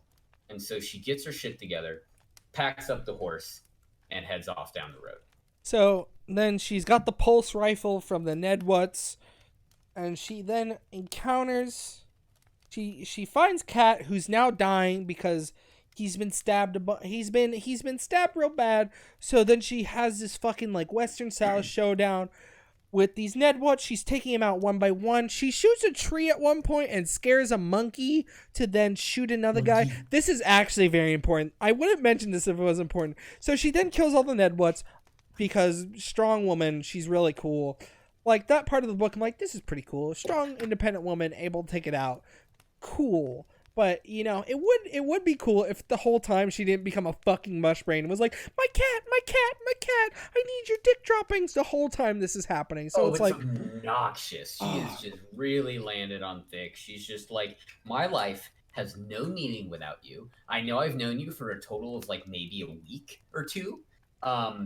Maybe more, maybe like 2 or 3 weeks. But still, full Bella Swan, she would rather die than live in a world where he doesn't exist. Dick too good. So then she now goes to Cat, who is tied to a tree, unties him, and he's dying. He's fucking dying. She can tell because of her new senses. Because he's got a giant... He's been fucking attacked on Titan, carved out his fucking neck, so he's just profusely bleeding out of the back of his neck and dying. And fucking... So the monkey that she shot at earlier to scare the Nedwoods comes up and she's crying, and monkey just pokes him, be like, just like, whoop, whoop, whoop, whoop, whoop. And she's just like, he's dying, and the monkey's just like, whoop, whoop, whoop, whoop, whoop, and then leaves. And fucking like he takes a tear from her face. Yes, she like tastes it and then runs off into the forest, and she's like, just like, help me, monkey.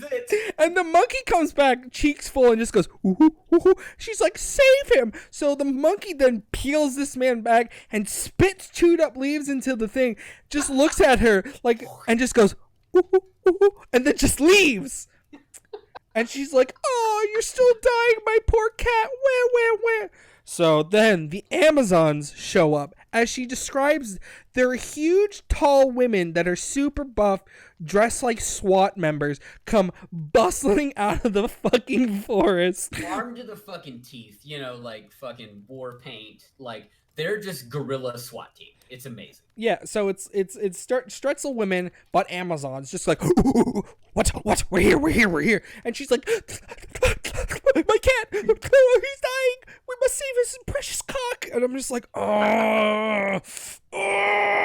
So then they have the thing that busted it up, but a female version, because they're healers of this planet. Oh yeah, okay. So female Roger the alien. Yeah, female Roger the alien. Yeah, I mean, I wish I read a different book also that had Amazons in it. Like, fuck me, bro. Like, god damn it. So, female Roger the alien's like, I can try to save him. And then they take him away and they look at the chewed up leaves and they're like, oh, the Guardian saved him. And I'm just like, wait, there's what? More? Like, how many more twists can I handle? So the monkeys are guardians of the jungle and rarely are seen or help people. Help them because of love, I guess. So then he's like, oh, because of the leaves, I'll save him. So she then does the same thing to Cat that the male did to Jack. So tongue and stomach, big gush. So Cat is now... So the Amazons take them back. It's like Cat's now living, right? He survived because of the Guardian chewed up leaves monkey, and the deep French kissing from the alien. Yeah, so he's fine now, and they sleep for about a week, and she's just like, the whole time she's just rubbing him down with oil for a week straight, just trying to make him feel better endlessly, and she like wears herself out. She's exhausted from like how much oil rubbed in to this dying man. Well, he's not dying. He's just very tired, and he's trying to. He's just sleepy. He's sleepy. So fucking. Then he starts purring, and she's like, oh, my boy, he's alive. Oh my god. So then she's like, oh, let me see if I feel like I saved this somewhere. Oh yeah, and then she's like, pain heals, chicks dig scar, but glory lasts forever. And I'm like, I wish to die. And then so bad. Yeah, exactly. Claudia's parents would be so proud. The essential oils brought him back. I'm sad too, David. So then he is just like wakes up and he's like, oh, that was intoxicating. And she's like, the oil? And he's like, no, your hand. She's like, wait, you've been awake this, like, how long have you been awake? And he's just like, I don't know. Ravage me. And then, of course, it's followed by him just being like, hey, baby, let's have sex. And she's like, you just died. He's like, hey, baby, let's just have sex. And she's like, aren't you hungry? Hey baby, let's have sex. If I wanted food, I would say that, but baby, let's have sex. So of course they then have sex and they start planning out their future together. And this is the part that literally fucking made me lose my mind that the idea that Cat just wants to constantly have sex, but also have kids, but Cat's like, litter, as they call it. Cat's like, how are we gonna take? Jack's like, how are we gonna take care of the kids if we're fucking all the time? And Cat's like, don't worry, we'll get a nanny. So imagine your parents. Your parents are not in your life because they're too busy just having sex the whole time. Like, they won't come out. They won't come to your soccer game because they're fucking. Don't worry. Nanny Judith is there, who is your real mom, is there to take care of you because your parents are boning constantly. And don't worry, she had some like fucking surgery. She had a space vasectomy, but for women that could be reversed. So don't worry. They have to get that unreversed. Also that. Oh my god, let me see. Oh, okay. So here's the worst part. So remember how we're talking about the forced eugenics and how they tricked the men into thinking that the Terran women should be the ones to breed. Jack comes up with this great idea where she's gonna fucking milk Cat and give the semen so they can spread it between the women. They spread it between the women to then have Cat's babies all over. So she's like, oh, but we'll give it to the Amazons and we'll have cool Amazon cat babies. And I'm just like, they're basically like, hey, we should give military gear to the police. yeah, and we should just have them have the babies. And they're like, yeah, fam, whatever. And then she's having this idea, and then he just goes like, oh, I will give you some snard. Yeah, he says, now I will give you I will give you as much as you can, beginning right now. I guess it's the milking table. I guess it's my own damn fault for teasing him for so long. Okay, now let me see. I have a lot of these pages folded because it gets really. And it's just like, and the worst thing ever is that they keep bringing up that he once was a slave, and he still calls her master. He's like, lick me, my lovely master, and I will bring you joy unlike any you ever had. And I'm just like, what? No, stop saying that. Slavery's bad, bro. And it's like, I'm not out here trying to kink shame people, but apparently the fucking kink here is slavery. And that is just, yes, he has a physical copy of this book. He has the first I don't, 6 of them. I'm very... in paperback. What is this, like 312 something pages? Yeah, it's 312 pages. So it was a normally length book. And I mean, it was just complete fucking insanity from page 1. When I'm done with all 10 of these books, I will burn them. Oh, no, yeah, we're gonna have a stream where we just sit around and burn them live.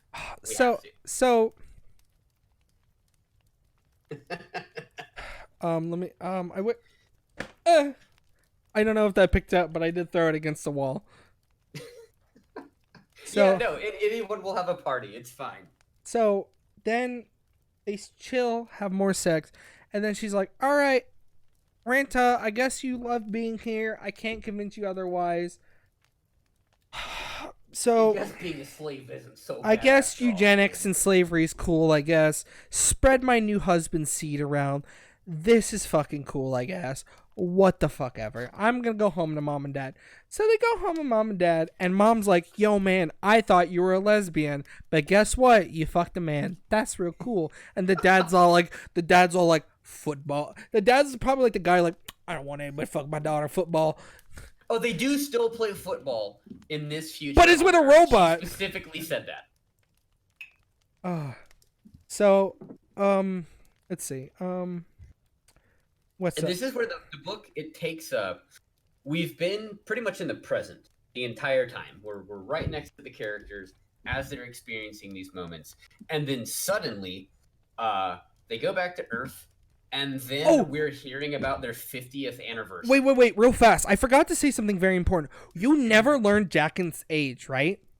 But you learn that Cat was a slave from 17 until the age he was when you meet him at 50. So the dude was a slave for 33 fucking years. Which is like, what? Huh? It's unthinkable. So then they go back and they have litters of babies of 3. So every time they have a baby, they have 3 babies. So they have like generations of children. Yeah. I mean, this fucking family goes on. So they get bored of Earth, so they go back and start exploring the planet. So you asked, how is this a series, right? So it's called the Cat Star Chronicles, right? Because each book, because they find out that the Zenith, which are the race of cat people, there's more of them out there. So the books each follow a specific cat person. So this one was about the slave. There's the warrior, the fugitive, the outcast, the rogue. Give me the virgin. Where's the virgin? I need to know who the virgin Chad is. Like, I need to know. I think we should totally skip to that book. Like, I think that dude's got a tiny penis, but his fluid probably tastes the best. Oh, I forgot to mention. So remember how we mentioned that they think the planet was destroyed because the men were taking all the females from other planets and people were addicted to their snard and corona droppings? No, they figured it out. They figured out why. Drug dealers blew up their planet because they were afraid that they would bottle up this fluid and sell it like drugs. So they blew up their fucking planet. Because snard is not habit forming, it's not bad for you, and can pretty much make as much of it as you want. Hey man, what are you doing in there? We're doing snard, Dewey. Oh man, I think I want the logical next step for you. I think I want to try snard. You don't want no part of this shit, Dewey. So I'll read you. So we're now at the end of the book. They spend 50 years together. So she's fucking ancient at this point, and Cat doesn't age. Because fuck you, they're immortal. Whatever. So, it's their 50 years anniversary. This is the last paragraph of this book I will read to you. I remember remarking to Cat on our 50th anniversary that he had been in slavery with me for at least twice as long as he had been before I found him. He laughed, kissed me fondly, thanking me yet again for rescuing him, but I knew that no thanks were necessary, for in truth, I hadn't been the one to rescue him at all. Oh no, my friend, he was the one who rescued me. So this book is about going to animal shelters and saving an animal. It's not about, don't buy your animals. Go to a shelter and save them, because at the end of the day, they're going to be the ones that rescued you. Guys, go adopt a horse. That's what fuck Cheryl a horse. Brooks wants you to do. Take one home today. And by the way, guys, Cheryl Brooks has a website, and yes, it looks like it's from 2001. All right, I would encourage you to just Google her name, and then it'll be one of the first results. Just check out her website. Look at a picture of this one. Oh, don't worry. No, I'm pulling it up right now. Don't worry. Don't worry. Perfect. Even better. You gotta look at this shit. So I'm taking away. Go away. All right. This is Cheryl Brooks. This is the woman that Joanne wrote. Fabric. So who came up with the word snards. Let's look at her. She has the Cat Star Legacy. She has the Soul Survivor. Cowboy Heaven. Unlike Lovers, the Sextith Anthology, short stories, contemporary novels, but like, yeah, dude, please go to pictures and look at the pictures and the captions. That shit is so funny. So if you scroll up on the left-hand side, just pictures. Okay. The link that says pictures. Virgin is in Walmart. Okay, go down to the guitar. Wait. In memorial, Kira, aka Fox Valley Dark Queen, R.I.P. homie. Yep. It's the realist. Early morning on the farm. This is Peaches, my new puppy. Here's Peaches all grown up. My guitar. I'm so in love. Look. Scroll. It says, everyone thinks my ambition is to be a romance writer, but just like everyone else, I want to be a rock star. So, like, my favorite thing is she looks like a woman that would go to church, and if you said the word penis around her, she would melt into a puddle and then tell you you're a sinner. And then she finds, scroll down to medieval times over here. Yeah, and this is Cat. Look, here it is. Cat, the Black Knight from medieval times.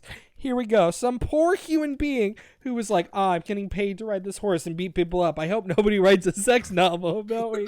I'm sorry to and then she's like, here's my son. and here are my best friends.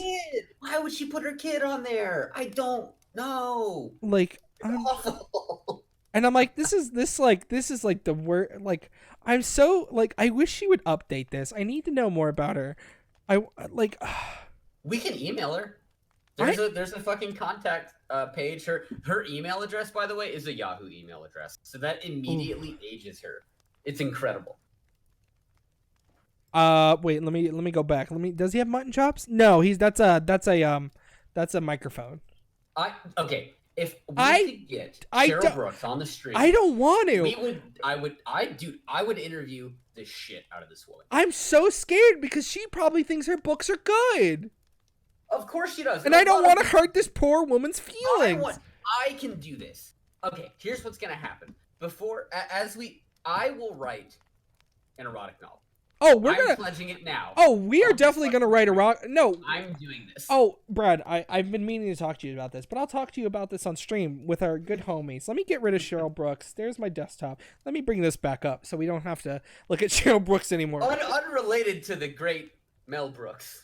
So my plan is, Brad, that I want us to both write an erotic novel, and then each one of us reads our erotic novel, and then we review each other's erotic novels. I'm down. I'll do it. I'm down. I'm down to write fucking garbage and make you read it. Because fuck, man, this was like I realized I made a mistake by picking this as my first thing, because also we went to a secondhand bookstore to look for these books because that's the best place to find them. And I want you to know the ones that I got, the backs, the spines of these books were creased. So whoever have worked these books.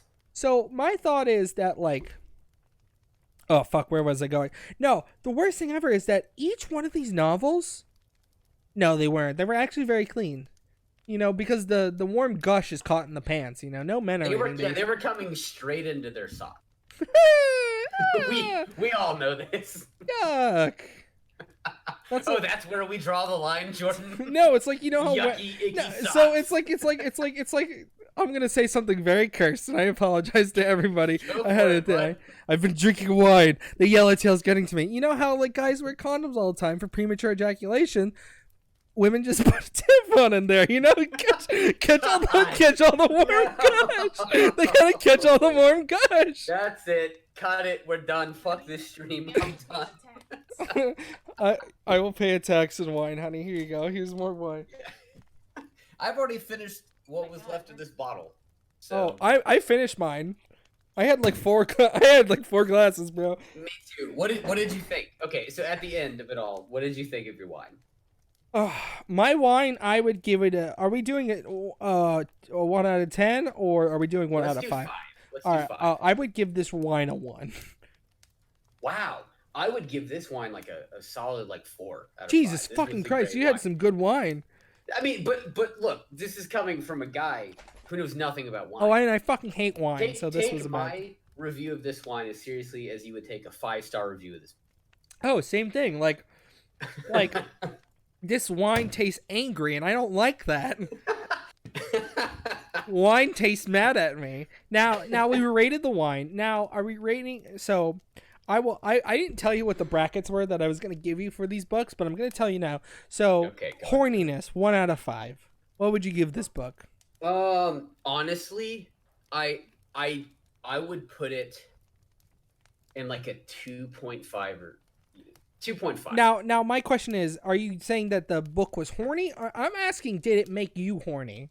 No, it really didn't. And I would say if it did, because it didn't. This book, I could not get past how ridiculous this was. I don't, whoever finds this hot, oh, you got for me. You, I guess. I was the sweatiest boy. I was laughing the whole fucking time and going I can't believe it got worse. I can't believe it got worse.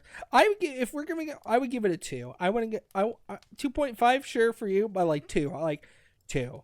And it might change the more books you read and seeing what different. I know. Maybe this is going to be one of the better erotic novels. All right, now story. What would you give the story? You know what? Cheryl Brooks wrote, fucked up though it is, she actually wrote a couple twists that I did not see coming. I did not get. Yeah. So honestly, out of 5, I'm gonna give this woman a 3, just for that. The actual writing was cringy. It was about as good as Stephanie Meyer. There were Who way the too fuck many. is Stephanie Meyer? She wrote Twilight, dude. I've never read Twilight. I've never read Twilight. We're reading Twilight then. But yeah. So I didn't see the twist coming, so I'm impressed with that. But this woman uses way too many exclamation points in sentences that are not. Whoa, Ducky! That is such a weird sticking point with me. I hate that. All right, so I would give it a 3 just for the eugenics. Like that caught me off guard so hard. Like just like I'm like, oh my god, this is like Southern like slavery. We're gonna breed our best slave, but like in the opposite, I guess. Which is like still like, hey, no matter what, like that's so fucked up. Like it's insane. Like the whole perspective on slavery in this book is insane. And there's a lot of sci-fi and fantasy out there that deals with slavery, you know, and I, in a way that it doesn't glorify it. Because even though she specifically says that a couple times that slavery is like, you know, god awful and like unforgivable. Like the idea that it also specifically says that maybe there's something good to it. Like at one point, like the idea that she's like, oh, the slaves here are cool, so maybe my sister's doing fine. And I'm like, Monka-ass? Huh? Yeah, it's completely insane. I'm just like, I'm out here just like, Monka? What the fuck you mean? And regarding the reviews, I don't really know why people find. Oh, don't worry. I got the more. Go ahead. What do you got? I got some reviews open. You want me to read you some? Fucking lay it on me. All right, here we go. Where'd it go? Where'd the one I was just reading go? Oh no, where'd it go? It was so funny. Oh, this is a 3-star and it says, "What can one say? Except you're welcome." It's the idea of a space opera liberally laced with enthusiastic, explicit heterosexual porn written by an author who clearly has a major things for cats, and then this may be for you. It's moderately well written and reasonably entertaining, although literature it ain't. But my favorite thing in a bracket says, it isn't definitely not soft porn as on reviews have described it. Okay, I want to meet the people that read this and was like, yes, soft porn. And I'm like, what? Dude, this was graphic to me. I mean, I was like really off put by the things that I read. I could not. Cock syrup. Cock syrup. Gobsmacked. Snard. Fills her up with snard. This is a 4-star review. Gobsmacked. Wow, this was just so far from what I expected in so many ways. It's absolutely charming. Drags a little towards the middle, but picks itself up, back up, and finishes in style. I'd highly recommend this. Now I'm off to finish the next book in the series. 2 people found this review helpful. Huh? Who? What who? All right, here we go. I'll read a 5-star review. It was probably Eric. Eric probably. I'll read you a 5-star review that says, great sci-fi romance. Slave is Cheryl Brooks' first book in her The Catstar Chronicles series. I actually brought this book back in 2007. Now it's 2014. Wow, how time flies. Anyway, since then, I have read this book at least 5 times. It has to be one of my all-time favorite sci-fi romance books. Each book in Cheryl Catstar Chronicles series can be read as a standalone book, but the series does feature reoccurring characters. After I bought Slave, I bought and read the next 3 out of order with no problem understanding the storyline or the backgrounds. In Slave, Jack is a space traveler. We already know this, blah, blah, blah. Any other piece and bring together, they go on a wild action ride, adventure, intriguing romance. Highly recommend this book in this series. Like, what? Huh? What? Huh? What? Oh, I can't wait. I want to see the quality of everything else, because maybe this book is a fucking banger. Maybe this is a 10 out of 10 book, and we're just too naive. We're too fucking stupid. We don't understand literature, okay? We're too dumb. We also don't understand wine. Okay, I will read this last one because pretty good read, quite enjoyable. 4 stars. I really enjoyed the book overall. I find it a bit short, considering how much story potential there really was. I did find that I really enjoyed Kat's character very much, but who would have liked his character to develop a lot more than it had? I also enjoyed the fun plot twists here and there, eugenics. Yeah, fun, lighthearted. It's stuff, not a like very selective breeding and slavery. It's not very serious story, so if you take it as a light read, then you won't be disappointed. I found the steamy sexual acid just fine. Oh yes, it was just fine. There was potential for so much more, but I'll leave it as just fine. There are moments in this book that could really have cratered to the D/S subculture a little more. Oh no, I'm feeling like such a novice. I gotta look that up. Wait, give me 1 second. Yeah. Oh. Cover the book. It's Go ahead. It's dominant, submissive. Yes. Yeah. A little bit more, but the author seemed to have chosen to tread very lightly and not divulge too far into it, which is unfortunate but also understandable. Perhaps let the story have a broader reader base. To conclude, TLDR, the story was good but could have been better, but it was a quick read with fun character that should have developed more. Man, this was on 312 pages. What the fuck you mean quick read? I know. The book that we're gonna read next is actually a quick read, but this one was not. I mean, it's a full length book. You know what I mean? Like it took me time to read this. Oh yeah, I know. It's like that. What I don't know the name of the artist, but it's that famous Captain America comic cover where his body is so god awful. My friend Jade loves that picture. I mean, I love it too. Oh no, she actually deeply hates it. Rob Liefeld, yeah. I hate that man. See, I knew if he mentioned it, Jade would just crawl out of the bushes and be like, I love it. Thank you, Jade. She fucking hates him. It's so funny because can you pull it up just in case people don't know what we're talking about? If you haven't seen this before, it's famously bad. Comic book artists have it runs the gamut in terms of quality. There's incredible artists, and then there's people who maybe aren't so great, but some of the proportions in superheroes can be drawn really weird. And this particular rendering of Captain America is the most absurd thing in the world. Look at this refrigerator. Look at, what is happening here? Huh? What? Da Vinci? Da Vinci? Da Vinci? But all pockets, no feet. Oh. Woo! Oh, but Jesus fucking Christ. This book, these books are...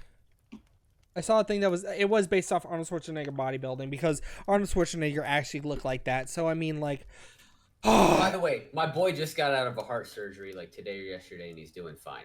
His second one this year. He's a strong man. Love that man. Mwah. Mwah. Good boy. But hey, should we give everyone just a little teaser of the book that we're going to be doing next? I'm gonna drop something hot. I'm gonna tell you the next 2 books we're gonna read. Oh, Brad knows about one. So Halloween's next Saturday, and this is a weekly show every Saturday. So keep in mind that I have to constantly be reading this shit. Okay. So do I. Okay. What? Why are you worry about me, Brad? I too have to read this. The fuck you mean? We suffer for your entertainment. I hope it's worth it. So next week, Halloween. Ooh, spooky. Halloween's literally on a Saturday. It is a full moon, and I found a book on the Men Writing Women subreddit that we are going to read. So we are going to be reading a book called The Haunted Vagina. And the author's name, do you have it in front of you? I don't. His name is insane. Carlton Malik III. And I'm just going to read you a couple of titles that were also written by this guy based on the little preview I can get here on Amazon. Also, thank you, CJ, for giving our friend Kel a gift sub. Wait, CJ's here. What's up, man? Okay, So I want to. Well, hold on. Okay, I got to give you guys a couple of them. So, other books by Carlton Mellick III: Electric Jesus Corpse, Razor Wire Pubic Hair, War Slut, and let me see. Oh, there it is. The Kobold Wizard's Dildo of Enlightenment. So this man is certified fucking insane. So let me read you a little expert on Amazon. Steve is madly in love with his eccentric girlfriend Stacy. Unfortunately, their sex life has been suffering as of late because Steve is worried about the odd noises that have been coming from Stacy's pubic region. She says that her vagina is haunted. She doesn't think it's a big of a deal. Steve, on the other hand, completely disagrees. When a living corpse climbs out of her during an awkward night of sex, Stacy learns that her vagina is actually a doorway to another world. No. There it is, folks. So this is what you're going to be saying. So we're going to be reading that for Halloween because that sounds fucking spooky. It sounds very scary. And this time, it's not that long. It's like 100 pages, I guess, paperback. So it won't be that bad. And then as a respite, we're going to be reading one of my favorite normal books that I don't think Brad has ever read, that I love a lot. We're going to be reading Redwall as a refresher. Oh! Because... Really? Okay. Because we are probably going to read I want to try to either read 2 erotic novels in a normal book, 2 erotic novels in a normal book. But if it comes too much, maybe 1, 1, 1, 1. But we are going to be reading Redwall because Redwall is fucking eye bleach. It is a nice book about rats it's about mice killing rats and fucking eating food. And it's a good time. So I have not read these books, but that takes me all the way back to like 2007, like Scholastic Book Fair. I would always see those books. And Dude, when Brian Jacquez, love that man. I was such a snob. Like my mind had not been open to like all kinds of shit. Dude, I was the dumbest 14-year-old. You're still dumb, but awful. I love you. What? But I saw Redwall and I was like, oh, that looks kind of cool, but I don't want to read a book where a mouse is the protagonist because I was a dumb person. Like I've changed now. This is in my head. I imagine little fucking Brad walking to a Scholastic Book Fair, going like, "Mice as main characters? No, I must read about a teenage boy and his hatching dragon eggs." Aragon. Oh, he cast magic one time and almost had a heart attack. What good writing? Aragon, what a totally original plot. It is not like Watership Down, because Watership Down's fucked up. Redwall, 60% of Redwall is them just eating. And him describing how delicious this food is. It's like always like beautifully roasted fish and like whipped cream and pies and pastries. It's a good light read. Watership Down is a dark book. Redwall is a respite. We're gonna need it along the way for sure because the haunted vagina is straightforward to the point. It's awful. I'm worried. I'm very excited to get into this.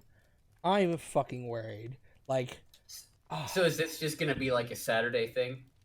Yeah, every Saturday. Is this what we do? Every Saturday, 8 p.m. Catch us here, Gentleman Review, where we review books of many varieties, mostly erotic, because we hate ourselves, and we're doing this for you. Yes, CJ. Sunday for our friend. All right, sorry, Australian boy. Sorry, Australia. Also, we will give you a hint that there is a guy that we will probably read about too. His name is Chuck Tingle. Ooh, Chuck Tingle. You guys are gonna love Chuck Tingle. Please don't, if you can, don't look up Chuck Tingle. Just let us take you there. Bro. Jordan, what? Oh my god, I checked out. Did you taste of the snard? I tasted it, bro. He has a book called Mike Bent's Pounded in the Butt by His Handsome Werefly. Okay, so we know who this is. All right, so some of you know who this is. If you don't, please do not look up Chuck Tingle. Save it for the next episode. We're not going to be reading it, but that will probably be. We got to talk about him because I want to delve into a little bit because this is like a whole subculture of people who make a living doing this kind of stuff. Yeah, and Chuck Tingle's book titles are insane. They're like a Fall Out Boy song title length. They're all very long, and he's got this ridiculous persona. He says that he has like a PhD in like holistic massage from DeVry University, which is just fucking chef's kiss beautiful. So we're gonna get into him later, but don't look anything up. I just had to talk about him because it just I feel like I've somehow lost the battle. Like I feel like I went to war and lost somehow. Yeah, I know. I'm exhausted after reading this book, and now like I have to tonight. I have to right now go buy The Haunted Vagina. But it's only 100 pages, which is so nice. No, I know it's gonna be good. I can take a guess what his books are about, so I can't wait until one of. Oh yeah, yeah, it's gonna be a lot of fun. I think you guys are gonna like him a lot. Yeah. And if we will be revisiting Cat Star Chronicles. Oh, don't worry. My thing is the daunting problem with the Cat Star Chronicles is that the first book is 312 pages. After this one, each of the book is almost 400 pages. After this, it's not gonna be often, but we will come back to pay Cheryl Brooks her proper much needed respects. And the problem is I can read, if I'm enjoying a book, I could read a book really fast. I had to read this book in 60-page intervals was the max I could read until today, where I realized I was so far behind I had to read 120 pages and I wanted to die. We were visiting a friend today, Sam, if she's still here, and on the way back from her apartment, I finished reading the book, and literally 10 minutes before we went live, I put the book down. So it was a bit much for the time frame that we had, but we'll adjust it better. We're gonna become fucking experts. We're gonna become the Snard brothers by the end of this. We're gonna guide you guys through the fucked up world of erotic fetish. We're gonna become the next 50 Shades of Grey writers. We're gonna be the next. It's gonna be amazing. We're gonna be the next 50 Shades of Grey writers. Now we just have to figure out what series we need to base our garbage fan fiction off of. I know. I think Snard Brothers is unfortunately gonna stick, and I think we're gonna have to roll with it. So I think that's who we are now. The Snard Brothers. We made the jizz tricks. It's the coming of the Matrix. Yeah. The jizz tricks. Jesus Christ. Well, honestly, that's all I've got on this nightmare of a fucking book. We will revisit this series, but this book has exhausted me. Have you read? Wait, real before we leave, have you read 50 Shades of Grey? I haven't. I have not. I've read every fucking Twilight book, but I have not read 50 Shades of Grey. And I think 50 Shades was a Twilight fan fiction. Yeah, it was a Twilight fan. Yeah. That's what I want us to do. Yeah, no, that's the goal. Like the kind of success I want us to have. Yeah. I want to be Trudy Dench is probably her name. I don't fucking know who wrote 50 Shades of Grey. Fucking Mike Pence's pen name, whatever. He probably wrote 50 Shades of Grey. I think we should dedicate all episodes to Mike Pence because this is content he would appreciate. Did this go out to our homie Mike Pence? He wants to be nailed in the ass in some booty shorts. Man is the most suppressed homosexual I've ever seen in my whole entire life. I see you, Mike Pence, walking around with that volleyball booty. I see you, Mike Pence. I see you. I've seen those fucking bleach blonde fucking photos of you. You can't fool me. You've taken some snard or two. It's fine. That man's got a wet ass penis for sure. That man dripping. Why do you think Trump likes him so much? Dude, do you think... Okay, we're ending. Thank you for everybody. Yeah, you guys are awesome. We love all of you. Join us here again next Saturday, 8 o'clock. We're reading The Haunted Vagina. It's going to be outstanding. It's Haunted Vagina. I'm going to try to say my catchphrase, grab yourself a blanket, wrap yourself up for the night, try to get cozy. I know it's going to be really fucking hard to get cozy. Wait, hold on. Stephanie, what's up? Halloween. Okay, yeah, so, well, what do you think, Jordan? So Halloween is next Saturday. Yeah. It's also the time frame of my wife's birthday. It's my bus's birthday. I'm married to a bus, everyone. I will explain this no further, but I have married a bus. She's a very nice bus. Mm-hmm. She takes care of me. She rides him. Yes, there it is. All right, outstanding. She is the best bus. That's fine. Okay, so we might try. And arrange a different time. What do you think, Jordan? Why? What time? What do you mean? Like, Well, do you want to do it earlier? It's a holiday. Yeah, we'll either have to do it earlier or later. We could do it. I mean, the thing is that next week's episode won't be as long because it's a shorter book. Yeah. This was just a meaty boy. It was a thick meaty boy. A thick dripping boy. Turgid meaty boy. Cock syrup. Well, but follow me on Twitter if you want updates, and I will actually follow me on Twitter. Gun to your head. Follow me on Twitter. Eventually, we'll have. My name's really fucking hard to pronounce. It's Magister Yesic. We'll eventually have our usernames and handles fucking posted up above our heads on this picture. I'm the real cozy boy. If you look at my Twitter, all my information's down there. You can follow or search all the good boys. Real fast, I should shout him out even though he didn't show up, that fucking bastard. This art was done by my friend named Cedric. What a hero. He's a beautiful boy. Follow him. Look him up. He's great. I'm leaving. I'm going to go. One last shameless self-promotion. Whenever Cyberpunk 2077 comes out, I will be streaming my playthrough of Fuck Brad. Nobody follow Brad. Everyone fucking cares. Everybody cares. Nobody likes Brad. No, I love Brad. He's too handsome. It's angering how good looking he is. I was drawn way more handsome than I actually am. No, Brad's handsome. Fuck you. Also, my boy Eric, he's in chat. That guy's beautiful and I miss him so much. I want to lick Eric's head. I want to lick... which one? Heyo, I'll leave that for next episode. Eric, do you have a ruffled cock? All right, bye, guys. See you next week.